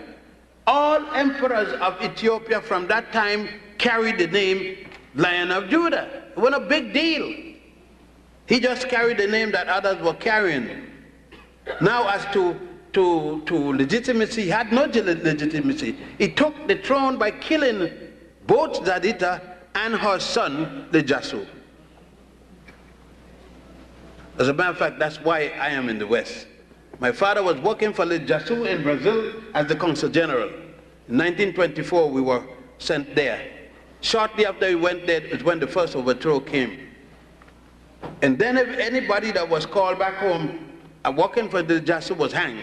My father didn't want to be a dead patriot. And so he went back to Puerto Rico with my mother. That's my mother's country, through Cuba. And then we stood in Puerto Rico and the Virgin Islands for a number of years before I went back to Ethiopia. In 1959, working for the United Nations, when I went to Ethiopia, he locked me up. The United Nations had to get me out as a dangerous Ethiopian because you can't get rid of your Ethiopian citizenship. Once you're born there, you are for the rest of your life under Ethiopian law. But the United Nations got me out. My father wanted to get back. My father died 102 years old. At 96, he petitioned, 96 and blind. He petitioned Ethiopia for return, and Selassie turned him down. Said he was a dangerous enemy to the state. So, isn't somebody I got anything good to say about? This brother here. I just want to say first, Dr. Ben, I'd like to thank you for helping me from reading help me to realize and become free. And I know that you know what I mean. My question has to be, in terms of the Gnostics, do we have any more information on the Gnostics, and could you elaborate on some of the Gnostics? I think they will get the best reading about the Gnostic with regards to the argument between the Gnostic and Tertullian, the Gnostic and Cyprian, and the Gnostic and Augustine, the three African intellectuals of the Roman Church. Tertullian would be the best because Tertullian took the argument of the people. As you know, the reason that Tertullian was not made bishop by the church, although he introduced Latin to the church, was because he constantly took the side of the laboring people. Whereas Augustine and Cyprian were the intellectual type. Augustine was of the two because it is funny that Augustine would have taken that position when he was a prostitute. Augustine lived in a whole house with a prostitute whose body he sold, and she got his only child by the name of Abuqueta. You see, people don't go into the history. What made Augustine argue with the Gnostic about morality and so forth was because at 72, Augustine denounced sex after hell, after that kind of life that he had, and at 72 I could understand. And then he wrote the Holy City of God. He wrote the Confessions. That's when he confessed, the confession. And the gem of it was when he wrote about if a person or persons had sex and the intent was not procreation, it would have been sinful. That means if your wife got the menopause and you could barely get an erection, and both of you decide to have sex, it's not to gain no baby, sure. That'd be a hell of an illusion on your part. But he said you're not supposed to touch each other. It put me in mind of some men, they get to be 60 years and they say, well, I give up sex. Just suddenly, I give up. Well, that's them. You're supposed to, I mean, stop. Just stop. And he went more than 6. But the Gnostic argument reached its full point with the argument with Augustine primarily. I think that Augustine's works, if you take his work and compare it with the Gnostic, you get the opposite, a good opposite position. Because to Cyprian, you can't understand. He didn't do too much writing anyhow. They're very kind of an uppity. Cyprian was an uppity man with his nose in the air. At least Augustine wrote. He had some value of the working man. But these guys were unreal moralists. Tertullian was the man that you need to read on agnostics, and labor and different things like that. Brother over here. All right, Dr. Ben, I have an up-to-date question about a situation that happened last year. I've heard about it on the news. I want to know if you can tell me anything about the Kenyans, when they had that coup over there, the Jews. What country? I think it was Kenya or Ethiopia. Kenya. They had a coup over there, and about 200-something thousand black Jews had exodus to Israel. And there was some situation about they were supposed to be recircumcised or something like that. I know about the recircumcision because I fought that, and I had to be in a committee with Hadassah fighting it. It is still, the circumcision is still a requirement by the Jews, but the Ethiopian Jews ignore those damn fools. The Hasidim, the Hasidim demand that the Ethiopian Jews be recircumcised. But the Ethiopian Jews don't have to pay no attention because Ethiopian Jews are not with the Hasidim. They are Sephardic. They are with the Eastern Jews, Jews of Yemen, Jews of India, and so forth. These Jews are called Sephardic. The Hasidim are called Ashkenazi, the European Jews. So they say it, unless the Ethiopian Jew want to be a fool and join one of them synagogue, don't have to accept that. But the fact is still there that the Hasidim does not recognize the Ethiopian Jews as Jews because they said they have to do the circumcision. It is these damn fools going to decide that they're in charge of Judaism. And they decide what is kosher and what isn't kosher.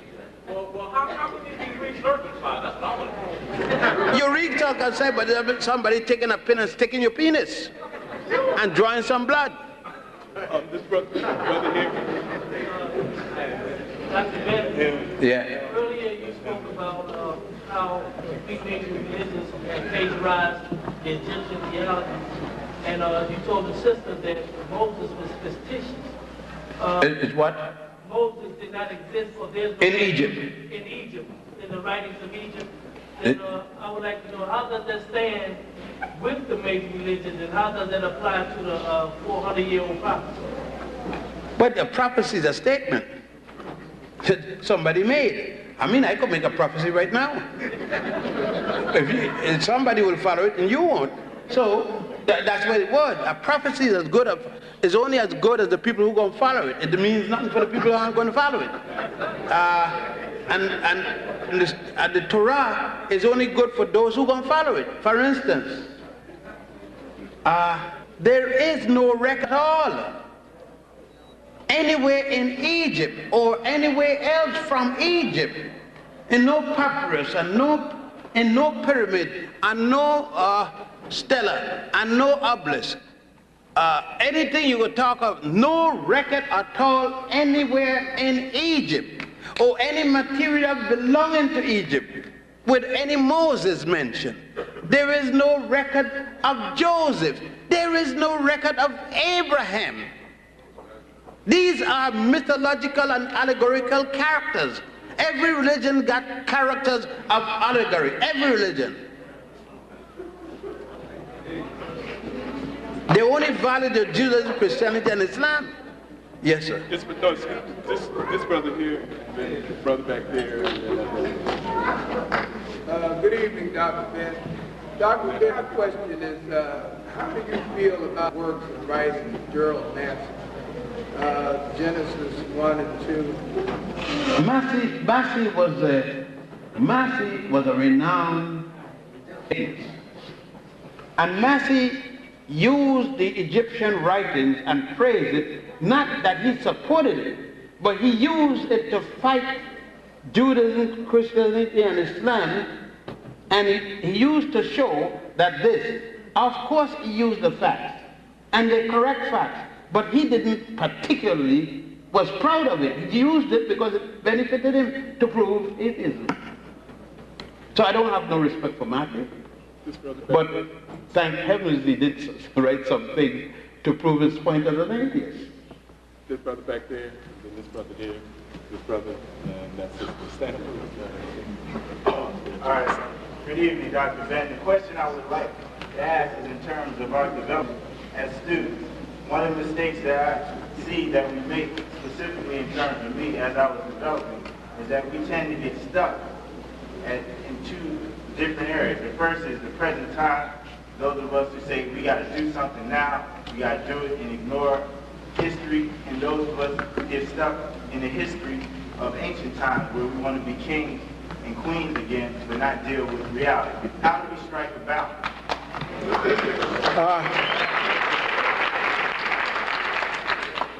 Well, I think a man has to live in the present, but he must refer to the past so that he doesn't make errors. That he don't reinvent the wheel.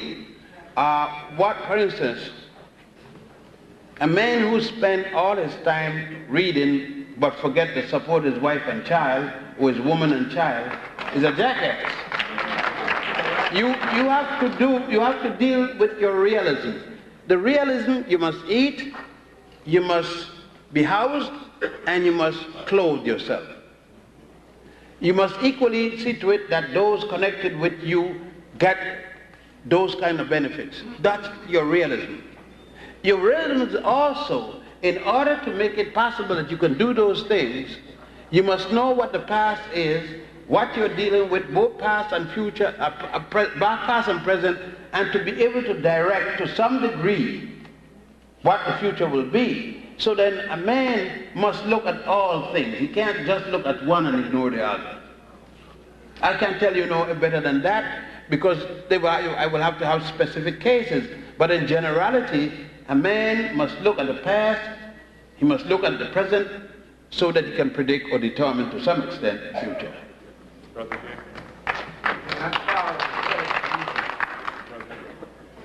Yes, Dr. Ben, I'd like to know if you have any evidence of any historical corroboration of the life of Jesus outside of the Bible. No, there is no archaeological corroboration of Jesus. There are 16 crucified saviors. The Jesus story is one of 16. For instance, there's a book by Percy Graves that gives you all of the 16 in one book. You don't have to buy 16 different books. It's called the 16 Crucified Saviors. Jesus is the last of the 16. There is a book, a book by Thomas W. Dones, Bible myths and their parallels in other religions, and he will show you this mythological figure, Jesus, how many societies had a similar figure. There's a book by Annie Besant called Christianity Before Jesus. There's equally one of the same name by John G. Jackson, showing you Christianity as practiced. What the things that are practiced that are now called Christianity, how many people had practiced them before the European figure. The Herculaneum worship of Isis shows you the transition from the Isis, Horus, Osiris myth to the Christian myth. If you see the early practice of the Ethiopians in terms of a Jesus figure born in a cave in Ethiopia, you can look, you know that there was a crucified savior among the Zapotecs in Mexico when it was called Azteca, before the Spaniards took it over, a crucified Savior in Mexico. So the crucified Savior thing is nothing new. Jesus is the last of the crucified story, and the virgin birth and all that thing. The last. I think you need to read Anacalypsis by Sir Godfrey Higgins. That's a 2-volume work. When all the Jesuses were called black, were black, in Europe and everywhere else. That's Godfrey Higgins. So, I mean, and read Man and His Gods by Homer W. Smith, written by published Doubleday and Company, and also The Golden Bow by Sir James Fraser. That's 13 volumes.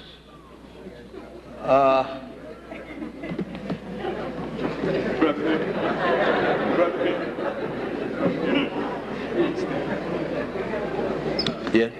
Yes, can you tell me the origin of the term Asiatic black man? Is that an accurate term? Asiatic black man, that term come from Elijah Muhammad.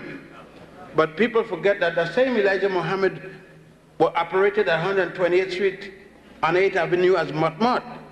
And then he didn't say that. He operated as a member of the Moorish Science when he was in Detroit. And then he went to Chicago, is when he come up with the Farad thing, which nobody else have seen but himself. He disappeared just like he came. There's nothing wrong with it. He got his little, I don't blame him. Elijah had his program, and he put in his program, he put in thing. I think I gotta be mad to think of a mad scientist named Yaakov, who was trying to make people and make the white man instead.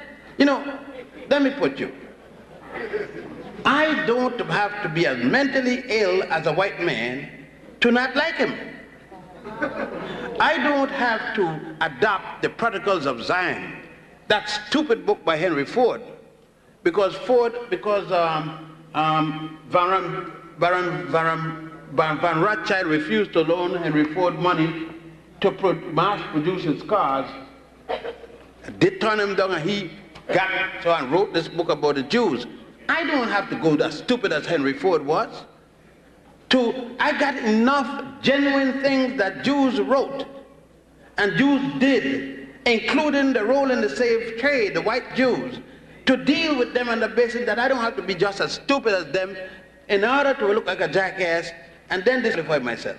No.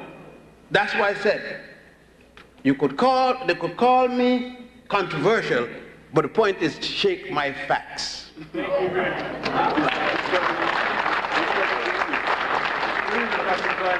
like to, about the Yakub theory, but you cleared that up.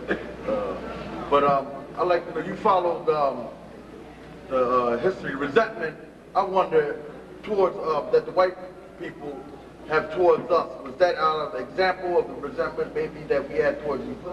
Or is that a learned resentment, is that a learned resentment that we had towards each other, or whether this is a resentment that the white man has created by the fact of their existence, the way they were created, and how were they created? It had nothing to do with creation. If it had to do with creation, then if I mate with a white woman, I should get a monkey or a jackass. But if I wait with a white woman and she's fertile and I'm fertile, we're going to get a human being.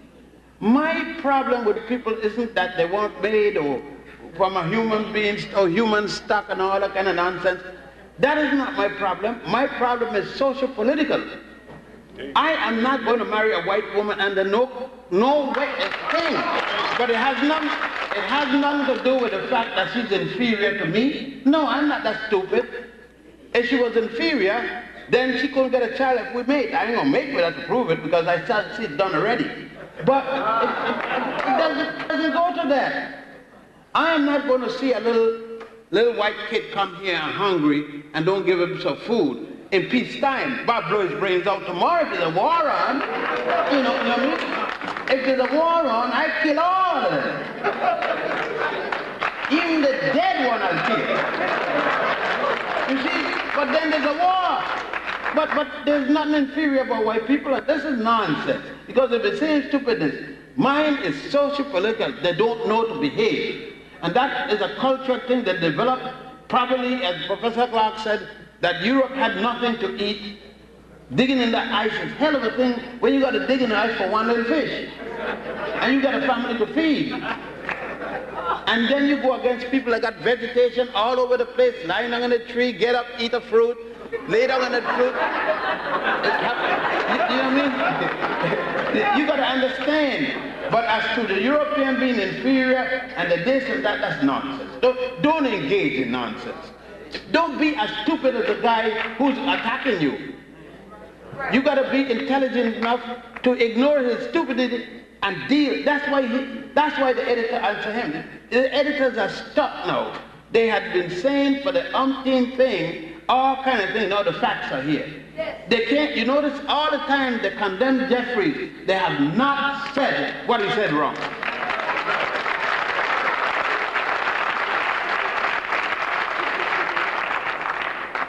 Dr. Ben, I'm wondering if you could tell us a little bit what the relationship between the ancient Egyptian religion is and what Europeans have called traditional African religions, other African religions? None. Our religion is a tradition. And all religions are ancestral.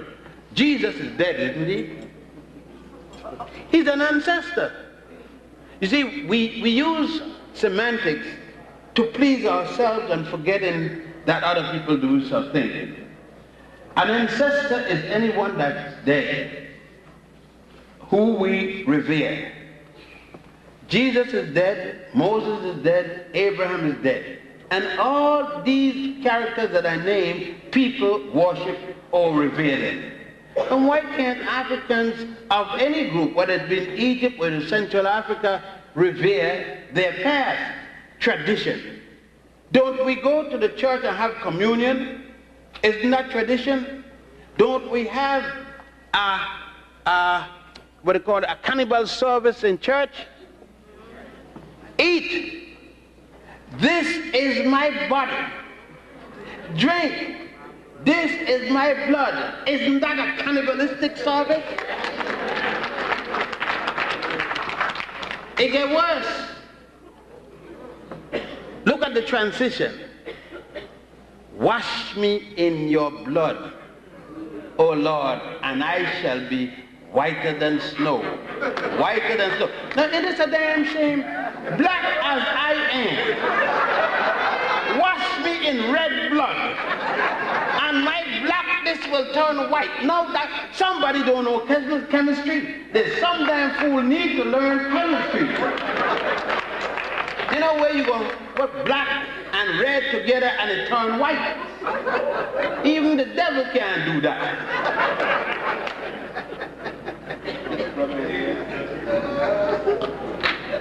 Dr. Zen. Yes, sir.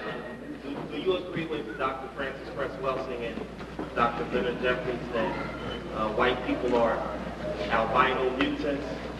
And if they are, what is the date of their... I'm not a paleontologist, and I must state my ignorance on that subject.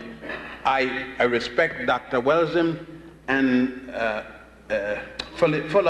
Eddie Fuller, and Dr. Welsing's father, all of them, and Dr. Richard King. I've read their works. I do not have the expertise to appraise it, yes, bad or good.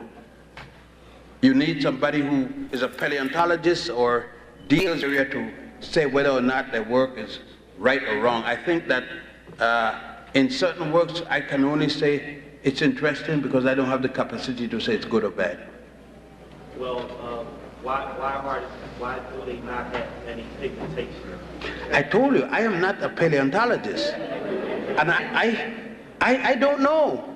There are a lot of things I don't know.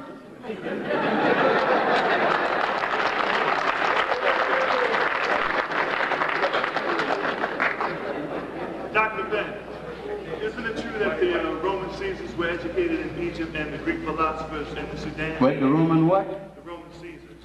No, the word Caesar means king. That's all it means. The Caesar, the king. Julius, Caesar, Julius, the king.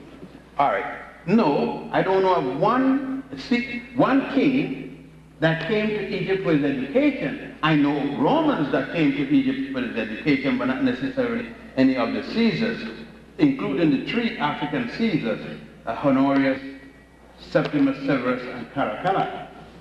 Now, I know there was a second part. Greek philosophers. Most of the Greek philosophers, except the pre-Socratian philosophers from before Socrates all the way to Thales, came to Egypt. Pythagoras and others even wrote extensively about the gifts of goblets, silver goblets that they made. Many of them wrote about the pain they had to suffer with being of the age they were when they came to take the circumcision to start the classes. Plato and Aristotle themselves, Plato spending about 11 years creating the concept of a creatus.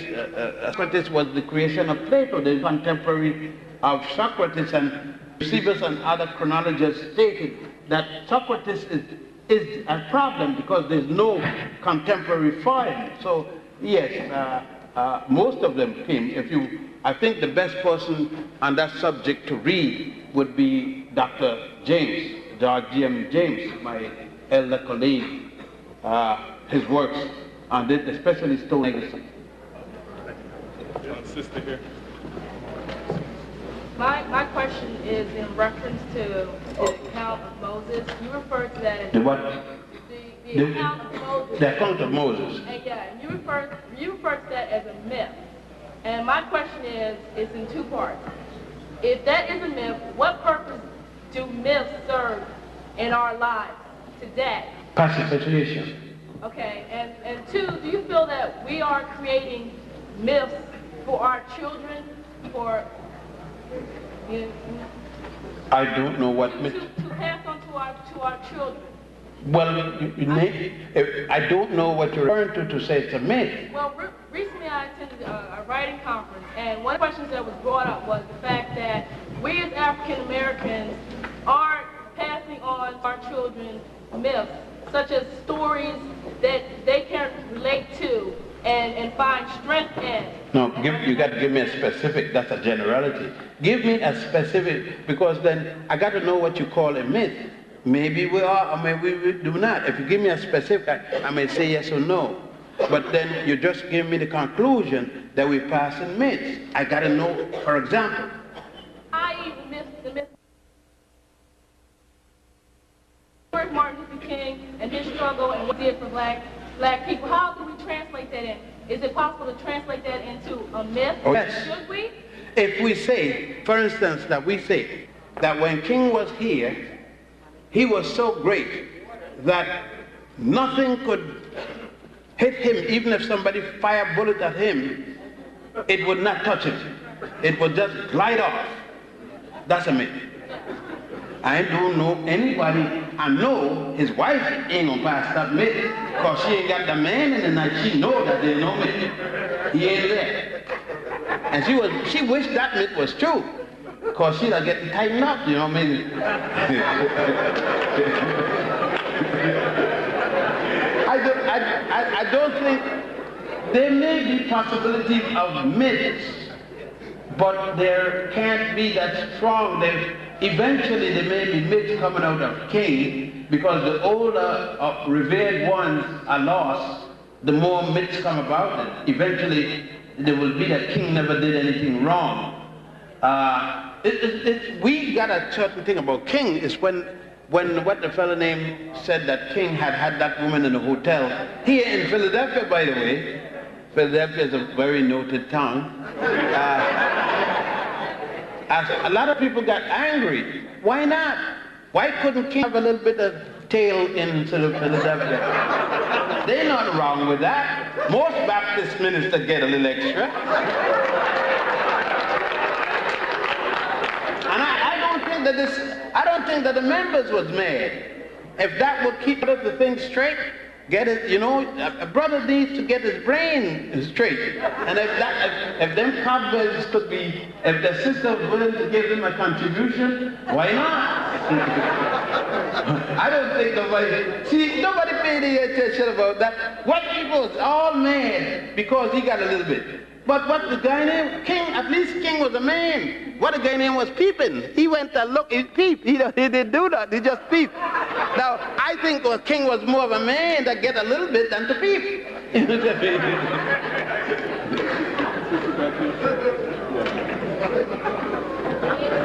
My question is, since Africa is the origin of all things... I didn't say that. Okay.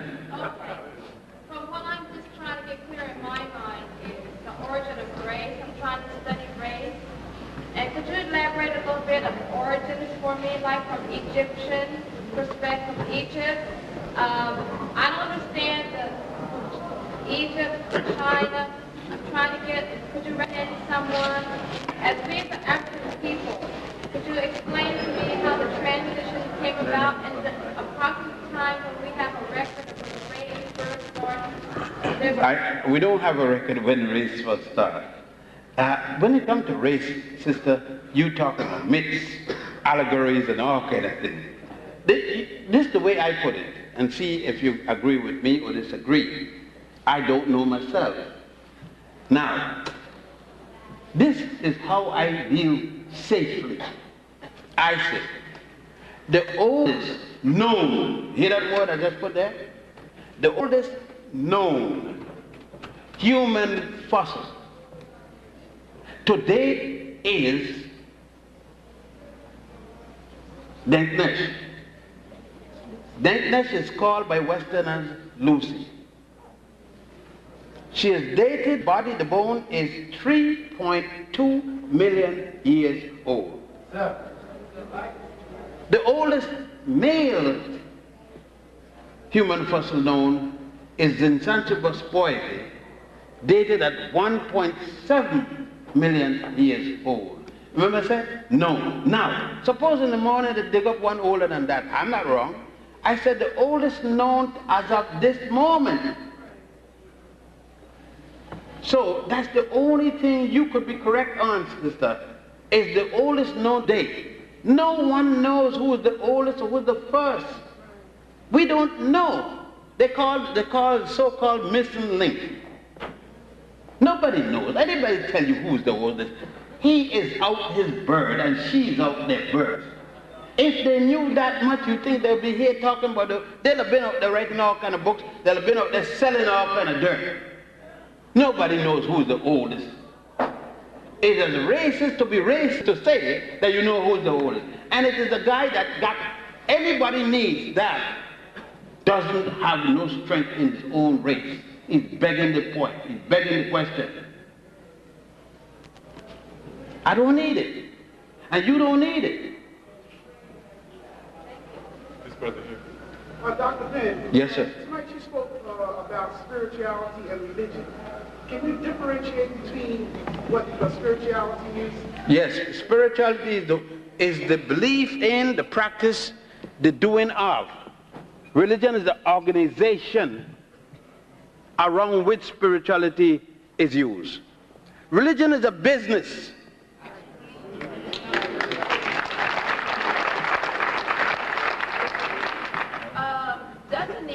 There's two pieces of evidence that trace the Hebrews' existence in Egypt, and that's the Rosetta Stone. And then I saw a documentary. Excuse me, Rosetta Stone got nothing to do with the Jews. What's that Hebrew? Rosetta Stone is a linguistic slab. It deals with, in two language groups. It shows the Greek language mixed with the Egyptian language specifically. It's a mixture of Greek writing and the hieratic Egyptian writing, otherwise called Demotic writing. By Champollion de Béjac and others use that to notice that each time the Greek word repeated itself, the indigenous word repeated itself, and that was what it decoded. It had nothing to do with Judaism. Okay, and then I saw a documentary on Channel 12 about the research trying to find evidence in Egypt of the Hebrews, and that They're trying to find the evidence. That's when they find it. They found tiny metal scrolls, maybe an inch big, and I saw that in the Egyptian Museum. But the point is, you find scrolls at what period? The Jews living in Egypt right now. And you're bound to find scrolls there. We're talking at what period of time were those scrolls? The Jews didn't have a single scroll in Egypt because the first time they make a scroll was at the Sanhedrin, and they were in Israel at that time, and that was supposed to be after Joshua knocked down the wall of Jericho.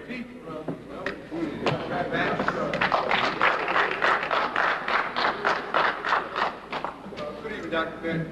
Could you elaborate on the term, he was a man, but he walked like a tree?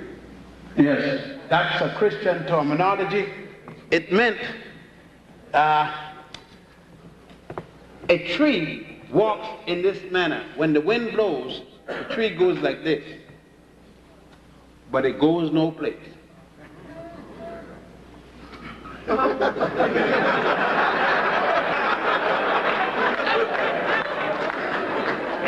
It goes 6 feet, but come back when the wind loose, back to the same place it was, never moved. Dr. Ben, I'd like to ask you a question relating to the present day circumstances. The New World Order, the centralization of power, the European perspective. In your opinion, where do Asian people fit into this picture? Are they swaying to the side of Europeans, or are they neutral, or are they... Asians will tend to strain to the side of the European because people generally swing to economics. He who pays the fiddler calls the tune.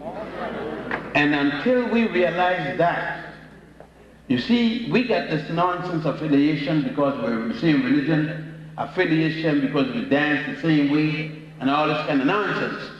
Nations are like human beings. They go for what benefits them most. Don't expect Asians to come here and join with you when you're at the bottom of the social heap. Nobody go to a country to join the bottom. So when you travel, you think, I'm in Egypt now. Do you think I'm going there to live at the bottom of the heap? I'm going back next Saturday and next Friday to receive an award from the president.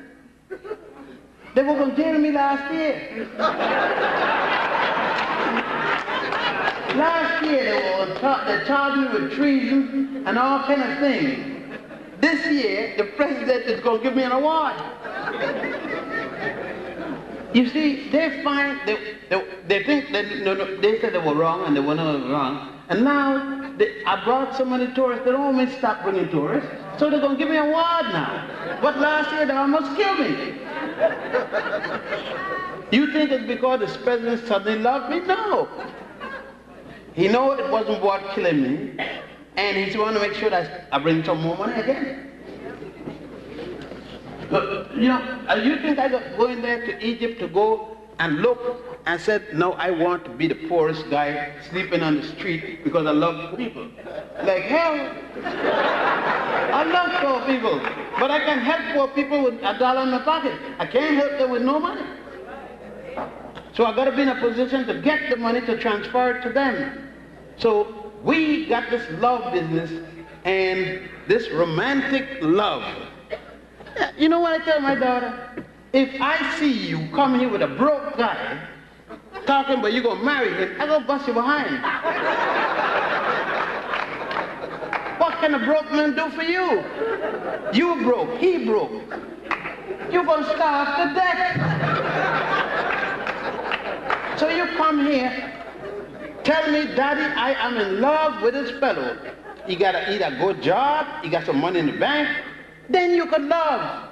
Daddy, you cannot love broke. It doesn't allow it. You know you hungry? The woman hungry, you go talk, baby, let's love. Love on an empty stomach, the next thing gas going all over the place.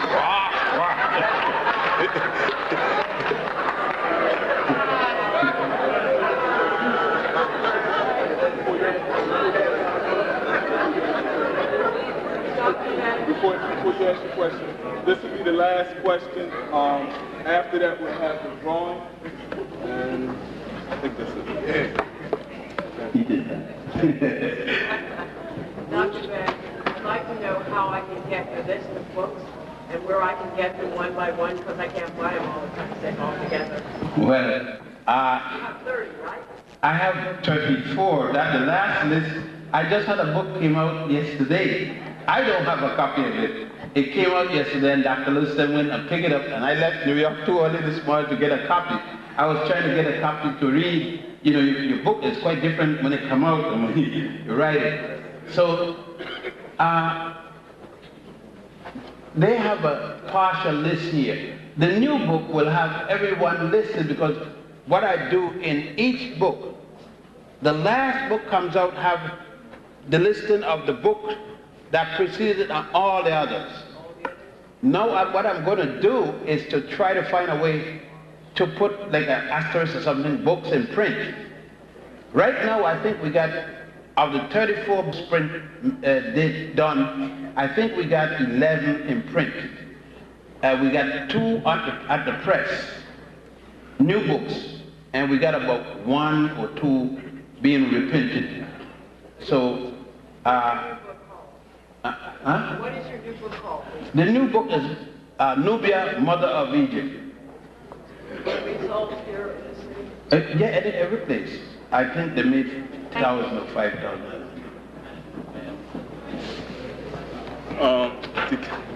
Once again,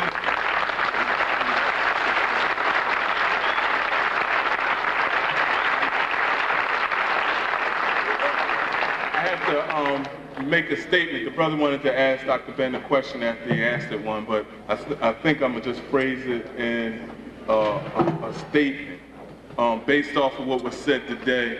The brother's question was, when will a campaign start to remove the European images in the Christian church, and especially the African American Christian churches? When will that kind of campaign? And I think that's kind of individual call that people who've heard this message, who have made certain conclusions on themselves, now can make some kind of judgment for themselves. I'll just lastly say, there are a number of churches that the minister, it depends on the minister. I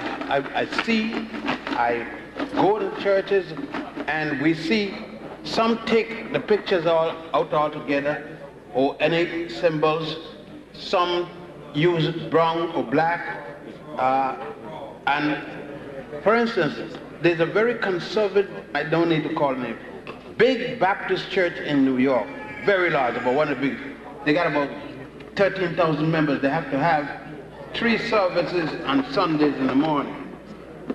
That church, believe it or not, with a conservative minister, has just commissioned one of our best African American artists to have gone to Egypt. He came with me to look at the Egyptian symbol, to go to Abydos and Dendera, and to draw a Jesus that would be commensurate with the population. And that's a conservative. It's working.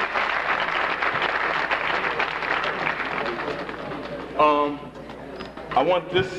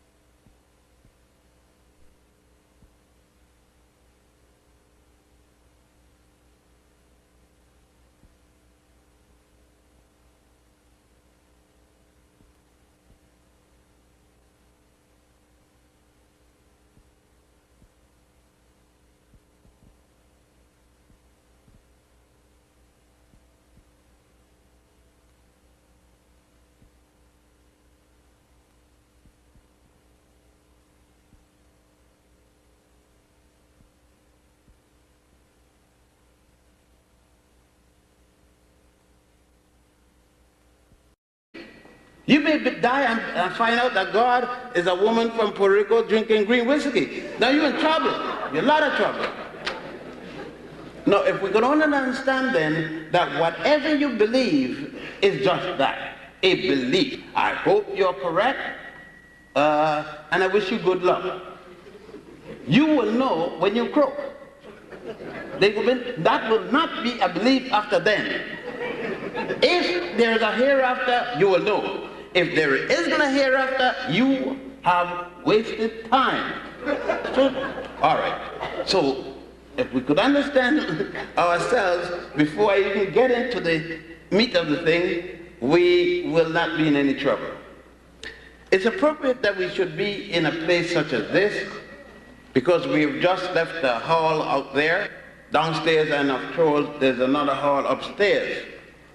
Much of the articles, or many of the articles, and many of the artifacts you have seen upstairs are based on the concept of a, not religion, because the ancient Africans had no religion as such, but the theosophical concept of a deity or deities. Deities who were male and female. I think one of the unique things about the ancient Africans, along the Nile in particular, since that's what I'm going to deal with, is that they did not have the sickness of Western man and Arab man. The sickness of believing that only the male character can be a deity. They were not corrupted in the belief of the inferiority of the woman. They saw both parties being and accepted that wherever there was a god, there was equally a goddess. Consistent with their belief in the law of opposite, or equilibrium. In other words, for anything to be balanced, they believed that it had a central point, a point of balance, and there were the extremities of both sides of that point of balance, whether it's up or down, and if it was diagonal, it equally was balanced and the hypotenuse. The ancient Africans along the Nile, as a matter of fact, saw their spirituality being scientific, for they based it in the logic of mathematics. Not mathematics coming from religion, to the, but to the contrary, the opposite. That what you call today religion, an organized body, an organization for the benefit of spirituality, and we don't even see it that way. The ancient Africans did not use that term. It is strictly European and Asian and certain groups of Asians who have carried their concept, their theosophical concept, into organized religion. As organized religion came in, there came the corruption to spirituality. Because people started to get paid for doing the work of spirituality, and therefore were more interested in projecting the jobs. That when he stated that that was one of the drawbacks he had, the fact that he could not have his organization named in its proper way as the people of the organization. And I need to say, another thing that Mr. Garvey was ticklish about was the fact that he had to name an organization, his religion, in a similar manner as he had named others, and give titles that were so similar as the European. But at the time, our people were not ready to have other names other than that which Europeans used. I don't think we've changed much since that time. I think in some contexts we've gotten worse. So I'm going to speak this evening in terms of these three different religious groups. One of the problems is that we have gone from the religious basis of religion. Not even the theosophical basis of religion we maintain. Most of us treat religion as if it's a definite thing. When we say Adam and Eve, we think that there was a fellow named Adam and there was a woman named Eve. Literally. We don't understand that it's a theory of a group of Hebrews writers who were not there with Adam and Eve. I know you're going to question me, but then if Adam is the first man, nobody's there with Adam. If Eve is the first woman and the second person, it's only two of them. There's no recorder. Nobody there is taking down the record. There is no history or record showing that either of these people had a language they could read and write. Obviously, they must have started Gu Ga Ba. Or the child, she must have said Adam, and he must have said Eve, and somebody might have said Steve, and who knows? And the conversation on. But the truth of the matter people can't understand is there was no factual, historical Adam and Eve. And it's the hardest thing to get our people to understand. They do not understand either that God or the deity is a concept. Nobody been there and see a God doing anything. It is the belief of man. Nothing wrong with it. Go ahead and believe it. But what I'm interested in is that we understand the difference between belief and knowledge. I know that I'm standing here. I'm not going to argue the question with you. I know this. I don't believe I'm standing here. I know. I believe somebody is standing outside behind this wall named Jane with a red coat on. I believe so. I'm not going to bet on it. I won't bet a penny because I don't have the fact. I believe so. I believe that when I die, I'm going to resurrect. I'm not going to bet. I could bet you. I bet you $1 million now to $1. Because if I die, you're not going to collect before you. And if you die, I'm not going to collect. So if both of us die at the same time, I can't neither going to collect. Because I haven't seen anyone die, get up and come back and say how it was on the other side. That's a belief. And speaking about the deity, let us take the background for what I'm speaking about. And let us take a timeline in order for you to follow me and understand what I'm speaking about.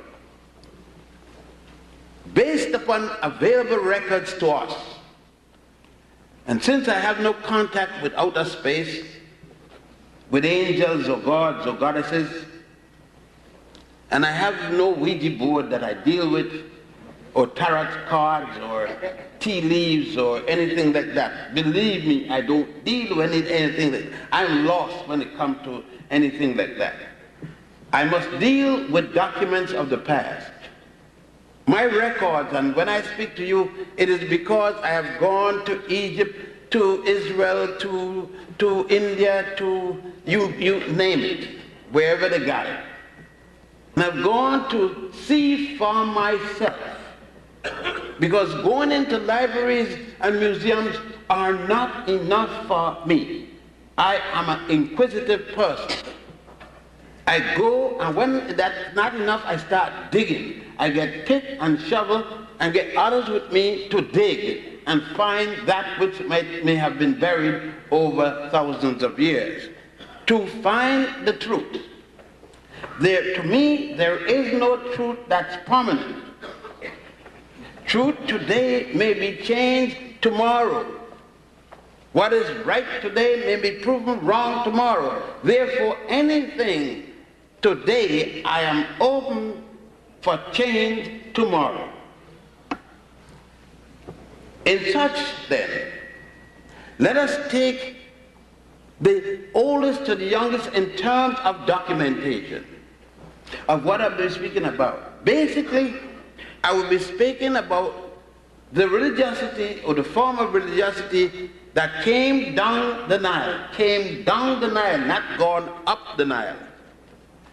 When I speak of the Nile, I'm speaking from Uganda in terms of the White Nile, Egypt in terms of the Blue Nile.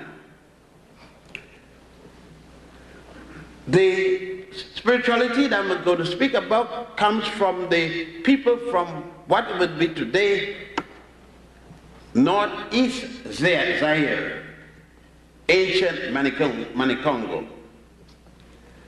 I am dealing with the smallest people on record, the Twa and the Hutu, which Europeans call Pygmy.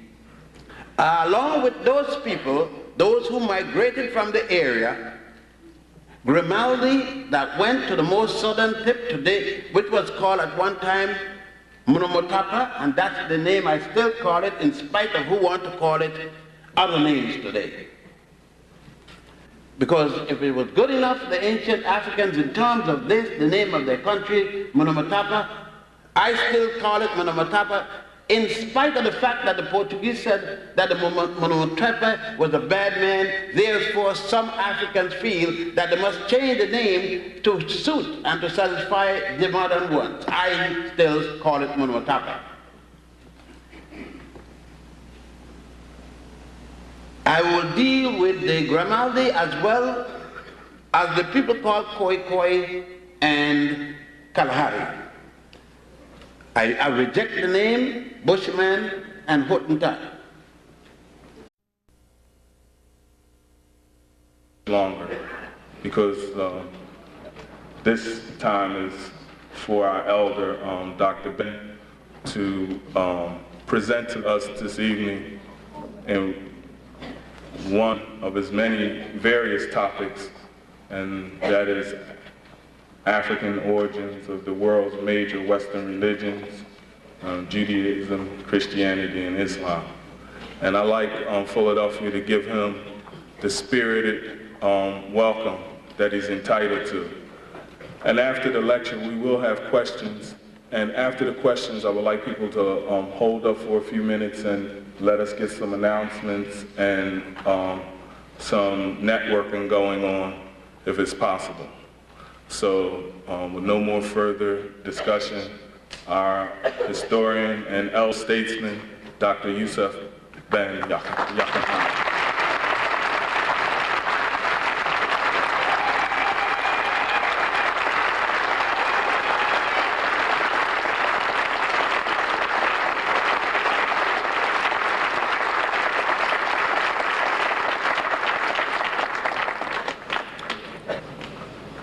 I would like to thank you for that resounding welcome,